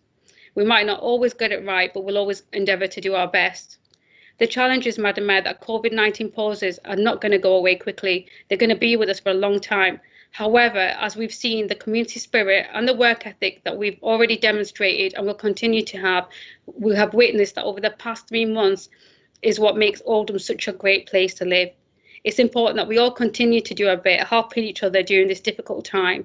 And I'm pleased to be able to move this report, and I hope you will all join me in thanking everyone who has been involved in helping people stay safe while continuing to support Oldham's while continuing to support all of Oldham's communities. If anything, Madam Mayor, the last few months have shown us that we're stronger when we're all together. Thank you, Madam Mayor. Well said, Rouge. Thank you, Well Councillor Shah. Does council note the report? Yes. Noted. Yeah. Noted. Noted. Yeah. Is there any dissent to this? No? Okay. We'll move to item 15, update on actions from council. I call on Councillor Fielding to move and Councillor Sykes to second the report. Move, Madam Mayor. Second, Madam Mayor. Reserve the right to speak. Does any member wish to speak? Oh, I've had advance notice of a question from Councillor H. Gloucester. Thank you, Madam Mayor. It's actually page 267, item 15, update on actions from the council. And I'm just wondering about, as per the Liberal Democrat motion on dog fouling in 2019, what is the progress with this fixed penalty notice situation? Are those involved going to do anything? Because it has actually been over a year now. I call on Councillor Brenridge to reply. Thank you, Madam Mayor. Yes, we have to accept that there has been a lack of progress on that. There has been delayed. The council has now been nominated for the board to work with officers to progress the points raised, and this work's now going to be prioritised. But just for background information, we've had 40 complaints of dog fouling since the 1st of April and issued 13 fixed penalty notice. The fine level is now set at £100 per offence, which is reduced to £70 if paid within 10 days. Thank you, Madam Mayor. Thank you. Does the mover wish to reply? No. Thank you, Madam Mayor. Thank you. Does council note the report? Agreed. Agreed. Agreed. Is there any dissent to this? No. Move to item 16, corporate pay challenge. I call on Councillor Fielding to move and Councillor Sykes to second the report. Thanks, Madam Mayor. It feels like a lifetime ago, but it was back in January when we were visited by a cross-party group of councillors and officers from other parts of the country to review the work that we do.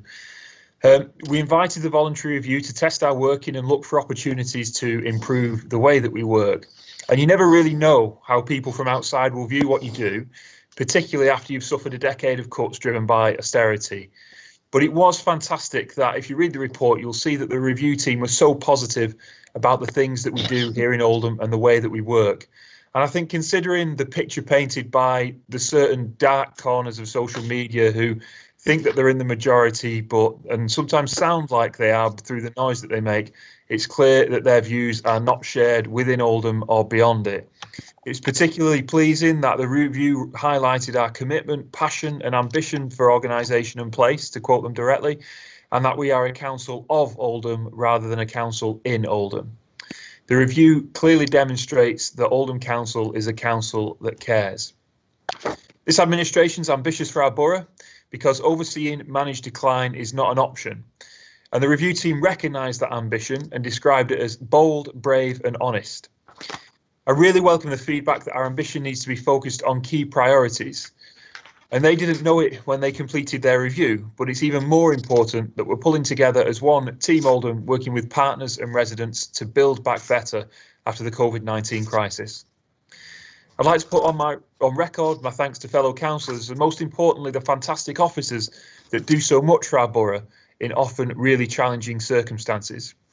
We're always looking to improve, and I'm sure that we get things wrong, but I'm incredibly proud to be the leader of a council that works so closely with our community and is held in such high esteem by our peers.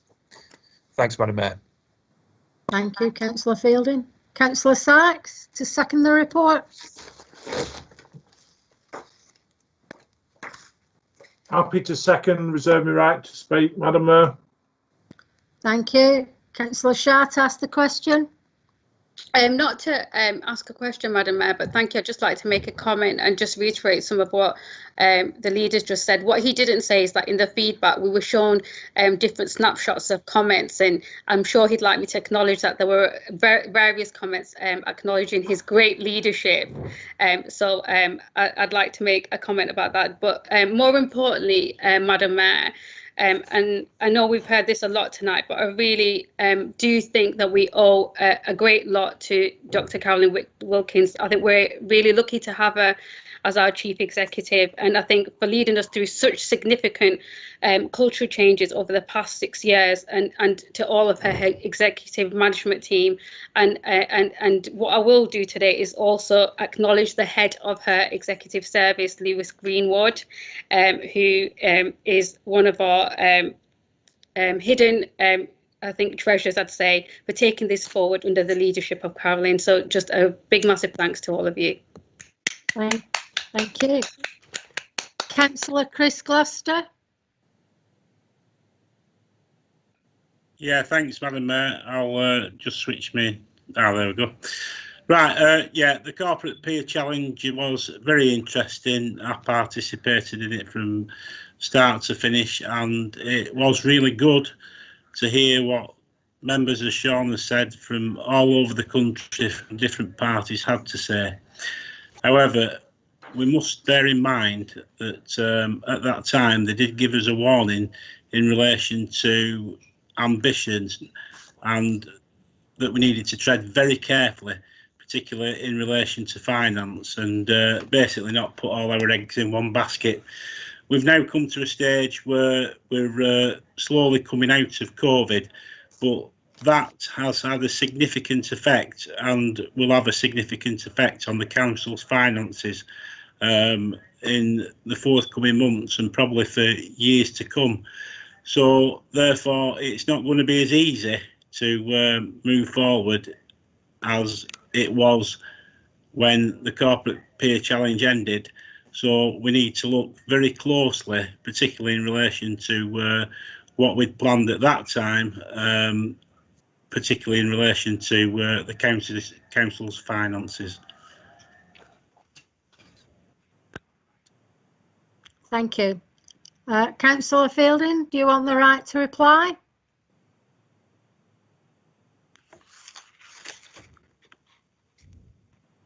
Councillor Fielding? Yeah, I'm here. Thanks, Madam Mayor.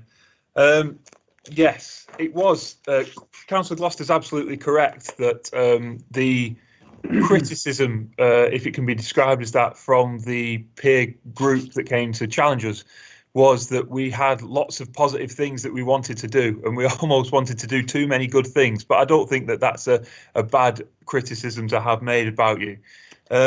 To quote directly on the issue of finance, from on page 307 of the Green Book and on page 12 of the report itself, the Peer Challenge Group said that the council clearly has strengths in operational financial management and technical accounting, and the finance function has and continues to be held in high regard within the council, with the external auditor and with other councils across Greater Manchester who've turned to Oldham for support and guidance when closing down accounts and dealing with technical issues.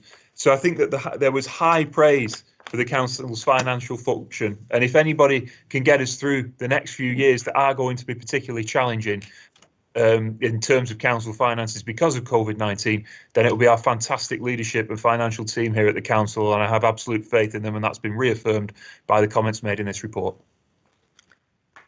Thank you. Does council note the report? Is there any dissent? Agreed. Agreed. No dissent then.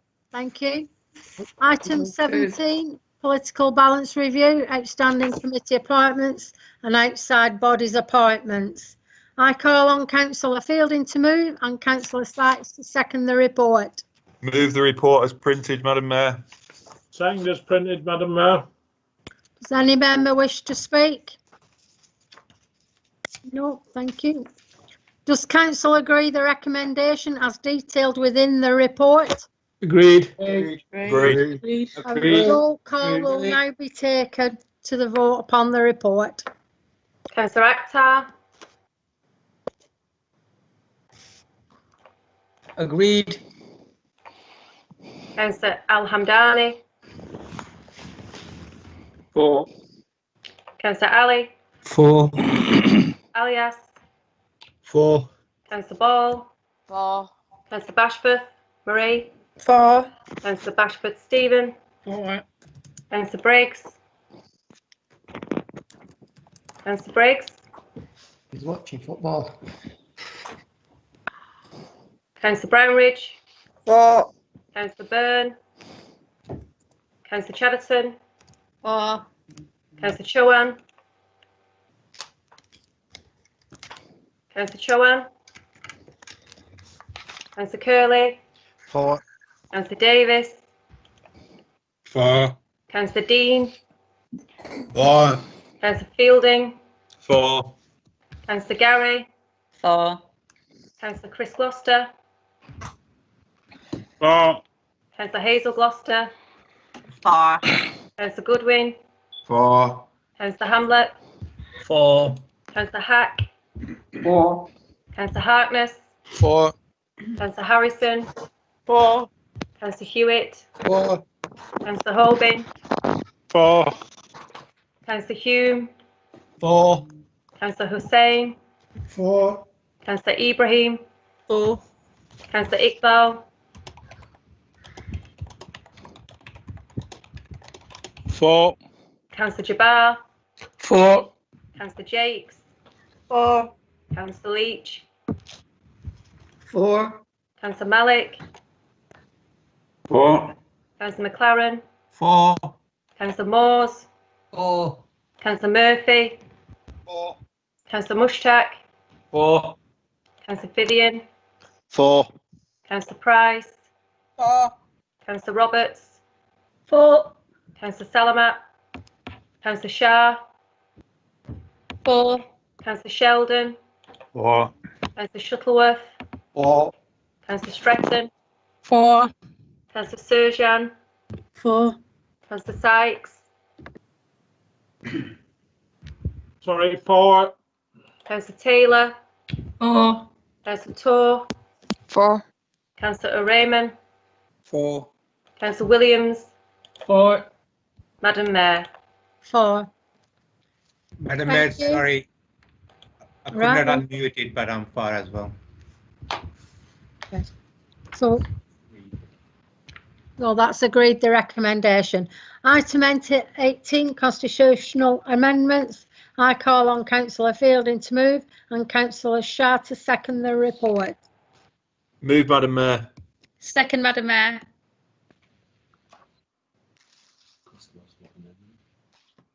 I call on Chris Gloucester to move and Councillor Sykes to second an amendment. Yes, Madam Mayor, I want to move this amendment in relation to the Corporate Property Board, quite simply to ensure that there's openness and transparency in relation to the workings of the board.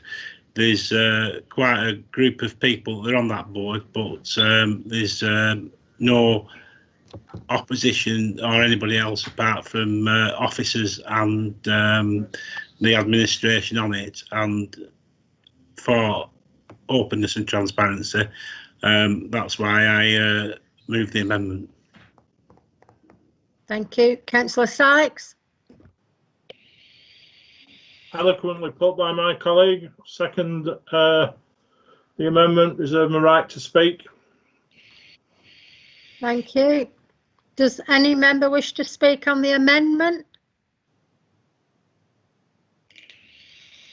No. Does Councillor Fielding wish to reply? Only to say that the administration are not going to agree to this amendment. It's not a decision. It's turn the camera on. We're not agreeing to this amendment. It's not a decision-making panel, and the place where the openness and transparency and scrutiny can take place are well accounted for elsewhere in the system. Chris Gloucester, do you wish to reply? I like to think that we are an open and transparent council, and that's the whole reason behind it. So that's the administration's view. That's the administration's view. Okay, thank you. So does council agree the amendment? And we'll have a roll call. Councillor Akhtar. Against. Councillor Al Hamdani.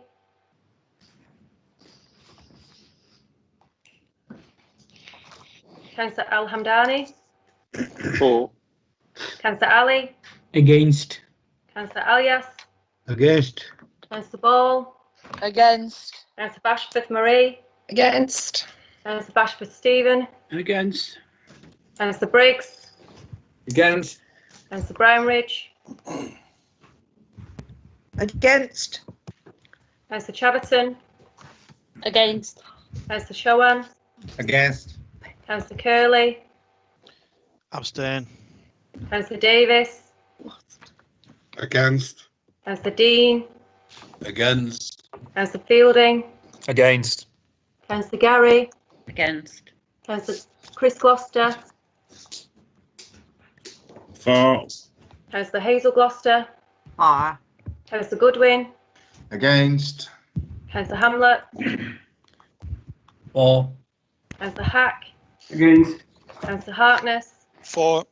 Councillor Harrison. Against. Councillor Hewitt. Against. Councillor Holbin. For. Councillor Hudson. Councillor Hume. Against. Councillor Fidar Hussain. Against. Councillor Ibrahim. Against. Councillor Iqbal. Against. Councillor Jabbar. Against. Councillor Jakes. Against. Councillor Leach.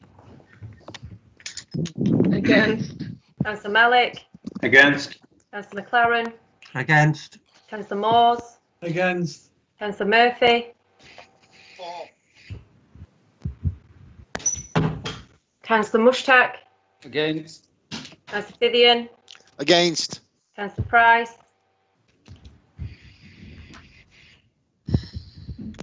Against. Councillor Roberts. Against. Councillor Shah. Against. Councillor Sheldon. For. Councillor Shuttleworth. Against. Councillor Stretton. Against. Councillor Surjan. Against. Councillor Sykes. For. Councillor Taylor. Against. Councillor Torr. Against. Councillor O'Rayman. Against. Councillor Williams. Against. Madam Mayor. Against. The amendment is lost. Amendment 2, I call on Councillor Sykes to move and Councillor Chris Gloucester to second an amendment. Thank you very much, Madam Mayor. Very briefly, this amendment seeks to enhance our provision to protect open space, because I think it's deficient in the table in the suggested amendments, because it takes no account of anybody apart from the Parks Department, and you'd have to be a long-serving councillor to remember when we had a Parks Department, certainly not had one for a long time for me, maintains either forwardly laid out or landscaped areas. The amendment also seeks to incorporate the cooperative objectives of the council and protect public open space. And with that, I so move, Madam Mayor. Thank you. Councillor Chris Gloucester. Well, I can't beat what Howard said, so I'll second it. Thank you. Does any member wish to speak on the amendment?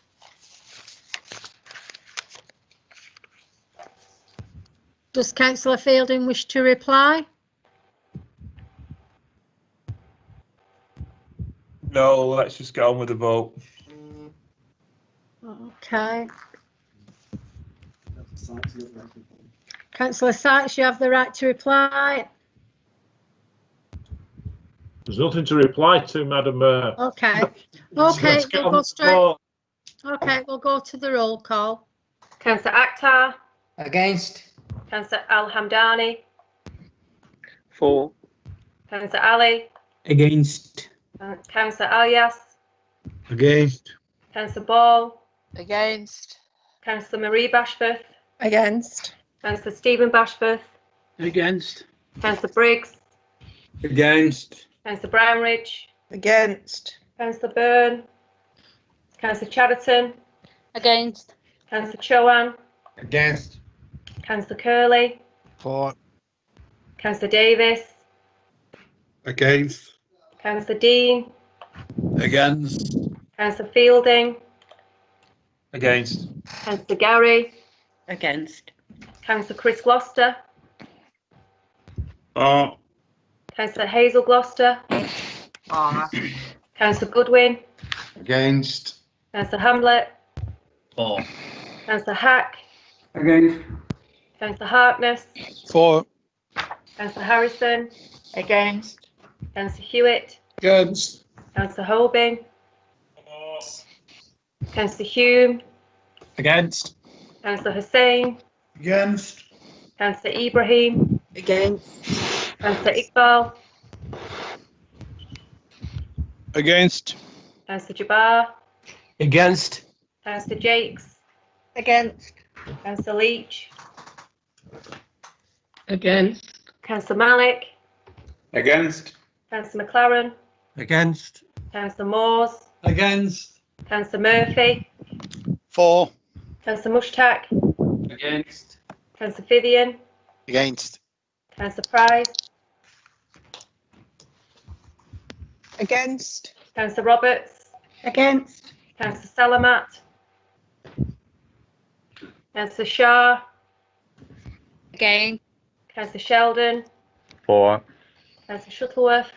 Against. Councillor Stretton. Against. Councillor Surjan. Against. Councillor Sykes. For. Councillor Taylor. Against. Councillor Torr. Against. Councillor Ureyman. Against. Councillor Williams. Against. Madam Mayor. Against. The amendment is lost. Amendment 3. I call on Councillor Chris Gloucester to move and Councillor Sykes to second an amendment. Thank you, Madam Mayor. It's a pretty simple amendment, this.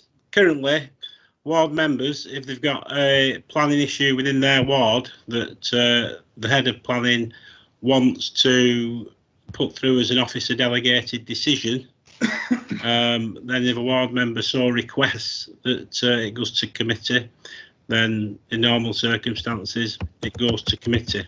However, the change to the constitution makes it that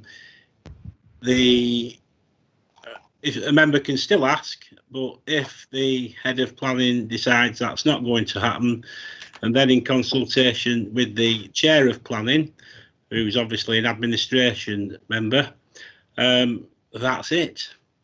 So there's no openness and transparency in relation to that. So the purpose of our vote or our amendment is to ask that the main opposition spokesperson for planning is also a consultee in relation to that decision-making process. Because if we do that, then that will make the process far more open and far more transparent. Whereas if we go with what is currently proposed, then it's, to be quite frank, a closed shop, and the administration, if they want to get something a bit tricky through, theoretically could do it. Whereas if we've got a spokesperson on, that will particularly assist the administration and be helpful to both ward members and also reassure the public. Thank you, Madam Mayor. Thank you. Councillor Sykes to second. Second, I don't need to add anything to that. It's very eloquent, and I reserve my right to speak, Madam Mayor. Thank you.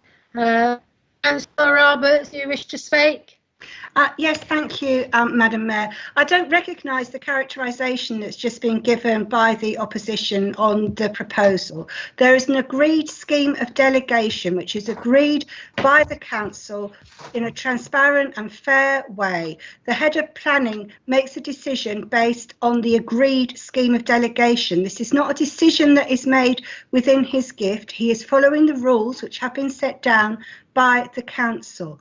This is a separate part about the referral process only. This is not about the scheme of delegation. So it's the scheme of delegation that decides whether it's an officer or a committee decision. The referral process is an exception to the scheme of delegation. And what this process does is it sets out very clearly, again, this is a transparent process that we are agreeing tonight. It sets out very clearly what the grounds are. And it has always been the case in the previous referral process, which this amends, it has always been the case that there has to be a planning reason, a valid planning reason for a member to request that a decision is taken at committee. There is no change to that.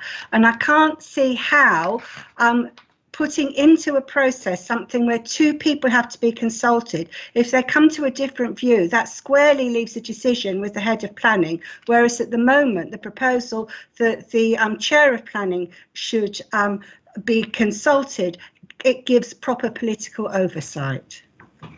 Thank you. Does any other member wish to speak on the amendment? I've just requested to in the chat. Councillor Gloucester. Yes, Councillor. I am the opposition planning spokesperson, and I'll just remind all of planning committee, seeing as we're all in this meeting, that we were told by the previous head of planning that a new scheme of delegation was going to be consulted upon. I've not had any consultation. At the end of that meeting, the head of planning just said, seeing as nobody's commenting, I presume that you all accept this. I don't agree with the consultation process that the scheme of delegation has gone through. I've not heard that it's been through to leaders for consultation. And to be quite frank, you are closing down the consultation process for planning applications. Councillor Fielding, do you wish to reply? No, sorry. Councillor Harkness, do you wish to speak? Yeah, I'd like to come in on there because previously I've put forward planning applications which have planning reasons to go to committee. I know Councillor Byrne has in my ward, and I do remember actually I think that Councillor Bashford had done as well, and they've been rejected by the previous head of planning saying, oh no, we don't want to take that one. So, and we were told when we previously that we were going to address this issue, as Councillor Gloucester's just mentioned, both of them, and all that this does now is just pretty much legitimise what the previous head of planning did, which was actually wrong at the time. And that's not acceptable. That is not transparent. Thank you. Any more speakers? No. Right. Councillor Fielding, do you wish to reply?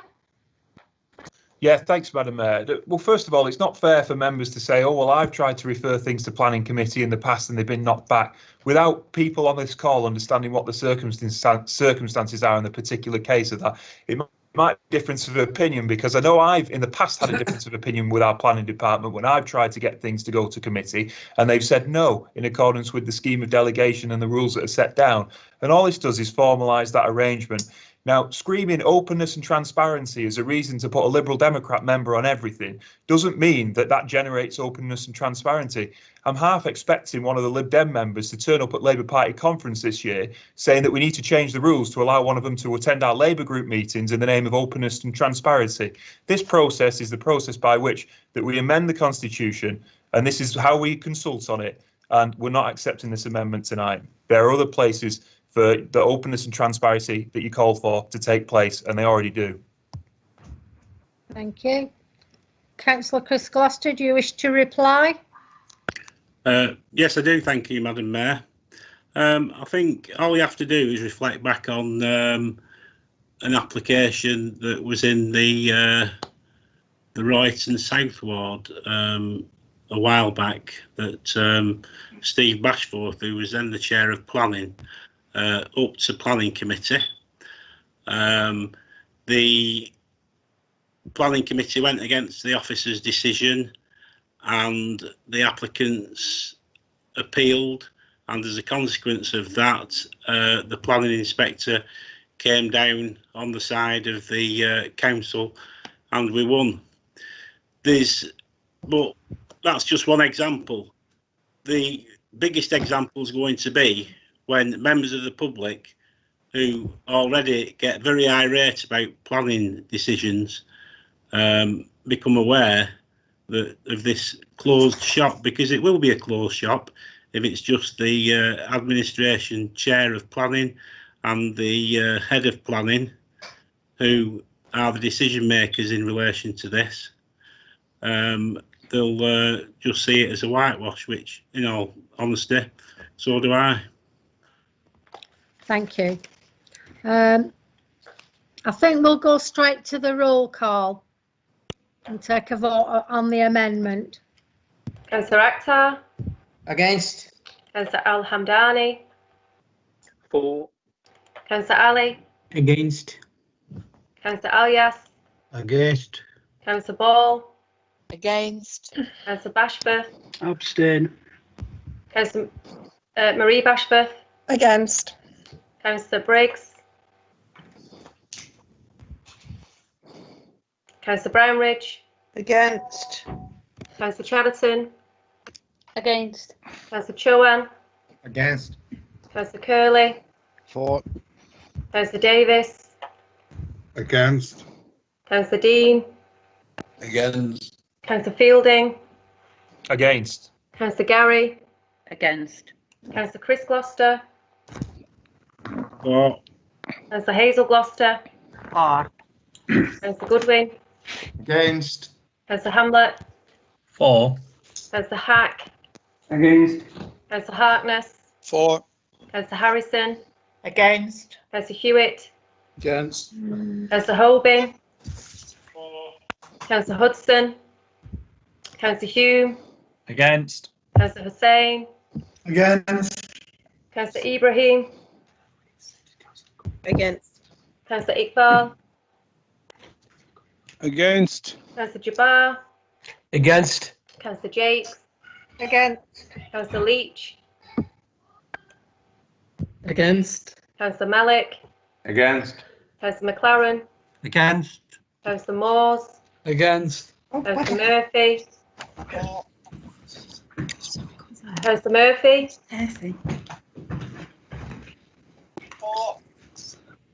Are you Councillor shouting Mutlaq. for, Liz? I can hear him. Against. Councillor Fithian. Against. Councillor Price. Against. Councillor Roberts. Against. Councillor Shah. Against. Councillor Sheldon. For. Councillor Shuttleworth. Against. Councillor Stretton.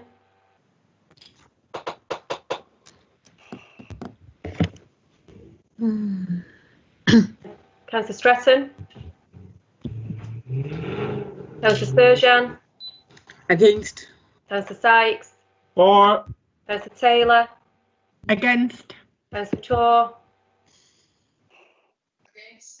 Against.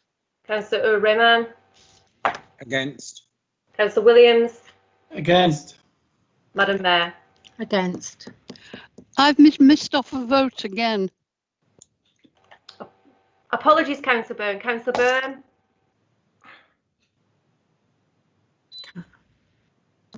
Councillor Byrne. For.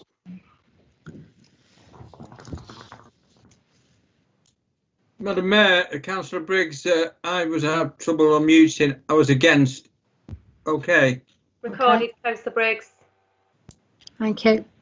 The amendment is lost. Does any member wish to speak on the report?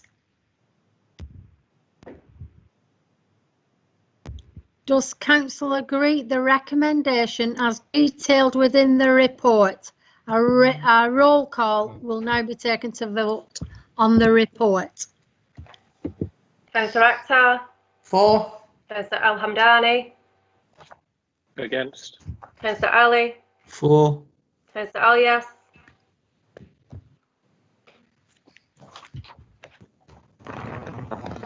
Councillor Alias, Councillor Ball, For. Councillor Marie Bashforth, For. Councillor Stephen Bashforth, Abstain. Councillor Briggs, For. Councillor Brownridge, For. Councillor Byrne, Councillor Byrne, Against. Councillor Chatterton, For. Councillor Chowan, Against. Councillor Curley, Against. Councillor Davis, For. Councillor Dean, For. Councillor Fielding, For. Councillor Gary, For. Councillor Chris Gloucester,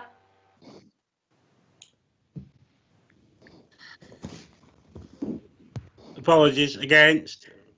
Councillor Hazel Gloucester, Against. Councillor Goodwin, For. Councillor Hamlet, Against. Councillor Hack, For. Councillor Harkness, Against. Councillor Harrison, For. Councillor Hewitt, For. Councillor Holbein, Against. Councillor Hudson, Against. sorry, against, Councillor Hudson,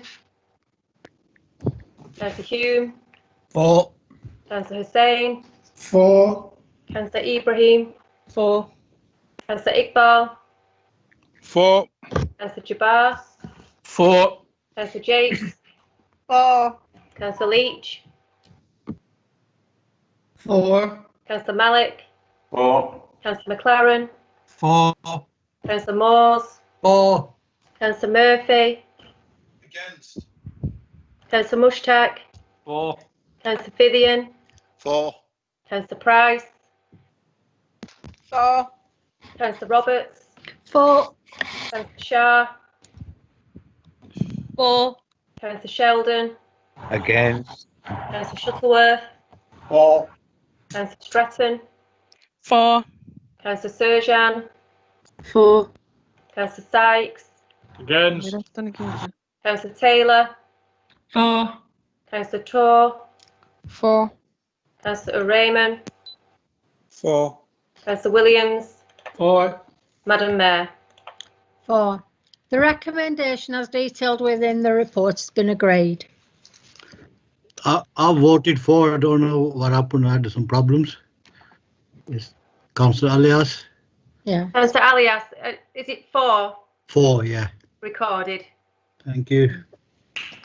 What happened to my screen? Who's sharing the screen?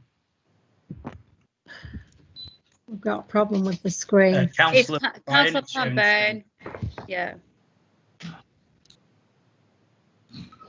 Sorry, were you asking me? Councillor Byrne, are you sharing your screen? No, with anybody. No, not aware I am. It says. Yeah, It yeah, says. Pam, you are. You just need to click on that little box in the middle with the arrow on it, and it'll stop sharing it again. Ooh. Can you see that box just in the middle with an arrow facing upwards? Click on that. I think it will There help. we go. With that one. Yeah, done. Well done. Well done. Right. Is that it? Yeah. Yes, yes, you've done it. Still not back, is it? Has everybody got Councillor the screen? Leach, are you sharing your screen? I don't know. It just keeps jumping about. My screen's gone as well now. Councillor Leach is sharing the Is it screen. Val? Councillor Leach, have you It's late. I think everyone's screen is gone. Yeah. Yeah. Yeah. Oh, we were doing Some some. remote still got being mine. that's controlling us. Somebody's questions are up here, I can see. Val, you've shared your screen. Do you want to do the same as Councillor Panburn has just done? It was going so incredibly well tonight. But it says Okay. control request control. Why does that come on then? There we go. We're That's back. There we Don't go. choose Right, it. thank you. Don't choose Right. that. Can we move on to item 19, members' allowance scheme? I call on Councillor Fielding to move and Councillor Sykes to second the amended report as circulated. Move, Madam Mayor. Second, Madam Mayor. Does any member wish to speak? Does the council agree the recommendation as detailed within the report? A roll call will now be taken to vote upon the report.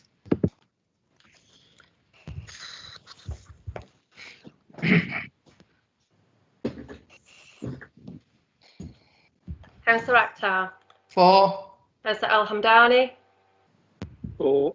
Councillor Ali, 4, Councillor Alias, 4, Councillor Ball, 4. Councillor Marie Bashworth, 4. Councillor Stephen Bashworth, 4. Councillor Briggs, 4. Councillor Brownridge, 4. Councillor Byrne, 4. Councillor Chatterton, 4. Councillor Chowan, 4. Councillor Curley, 4. Councillor Davis, 4. Councillor Dean, 4. Councillor Fielding, 4. Councillor Gary, 4. Councillor Chris Gloucester, 4. Councillor Hazel Gloucester, 4. Councillor Goodwin, 4. Councillor Hamlet, 4. Councillor Hack, 4. Councillor Harkness, 4. Councillor Harrison, 4. Councillor Hewitt, 4. Councillor Helping, Councillor Hudson, Councillor Hume, 4.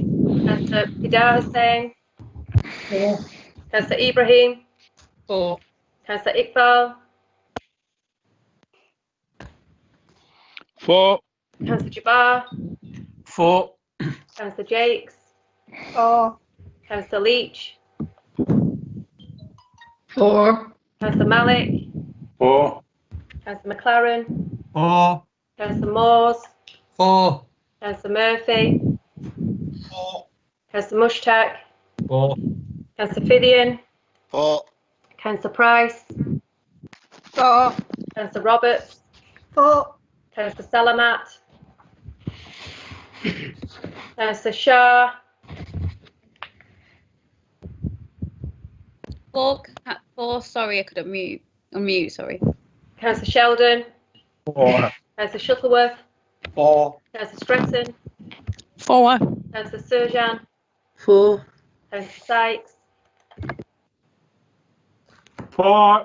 Councillor Taylor, 4. Councillor Tor, 4. Councillor Uraman, 4. Councillor Williams, 4. Madam Mayor. 4. The recommendation has been agreed, detailed in the report.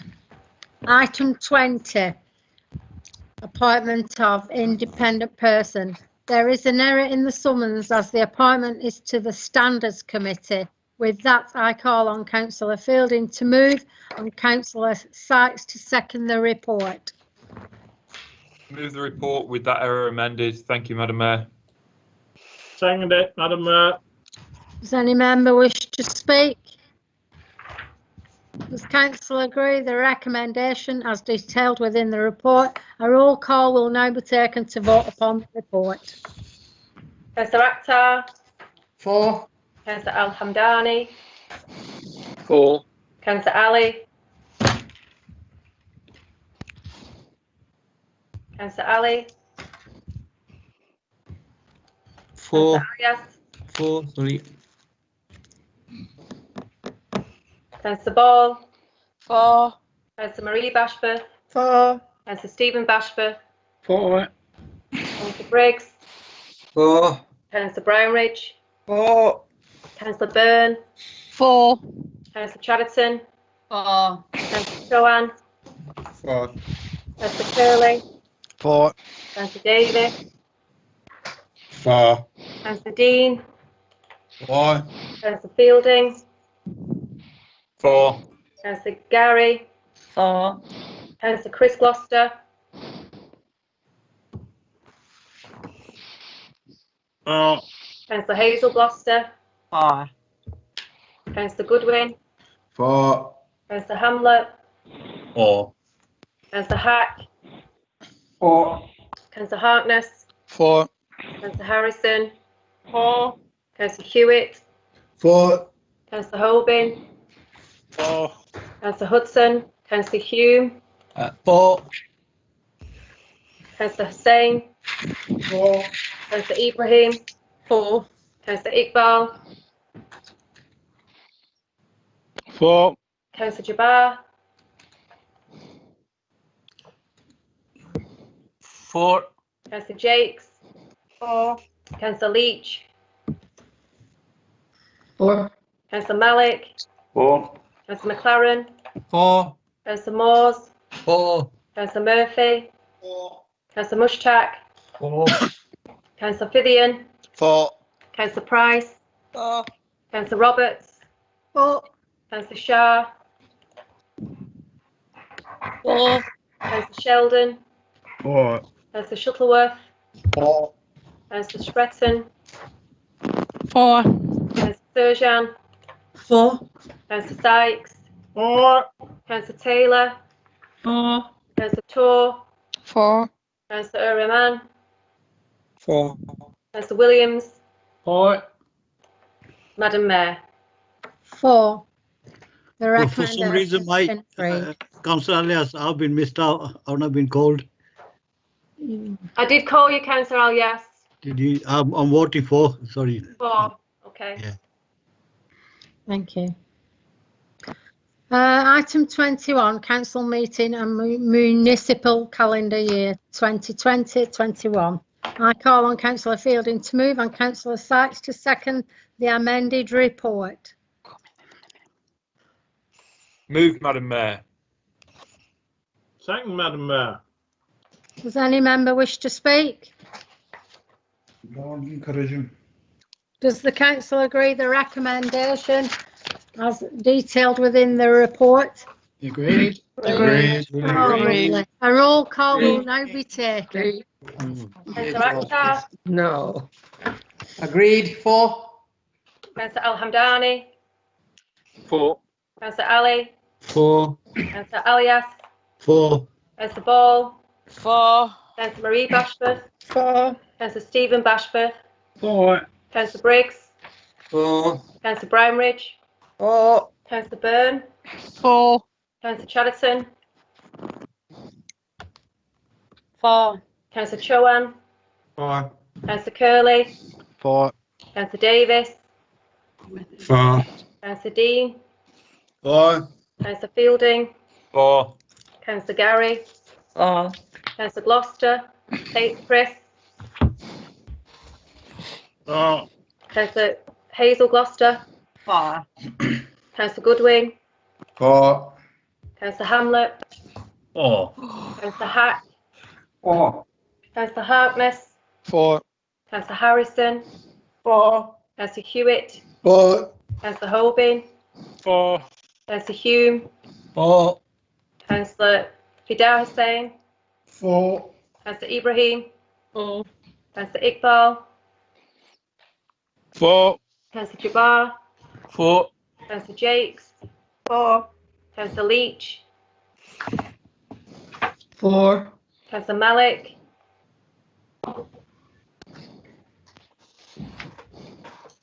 Councillor McLaren. 4. Councillor Moores. 4. Councillor Murphy. 4. Councillor Mushtaq. 4. Councillor Fithian. 4. Councillor Price. 4. Councillor Roberts. 4. Councillor Shah. 4. Councillor Sheldon. 4. Councillor Shuttleworth. 4. Councillor Stretton. 4. Councillor Surjan. 4. Councillor Sykes.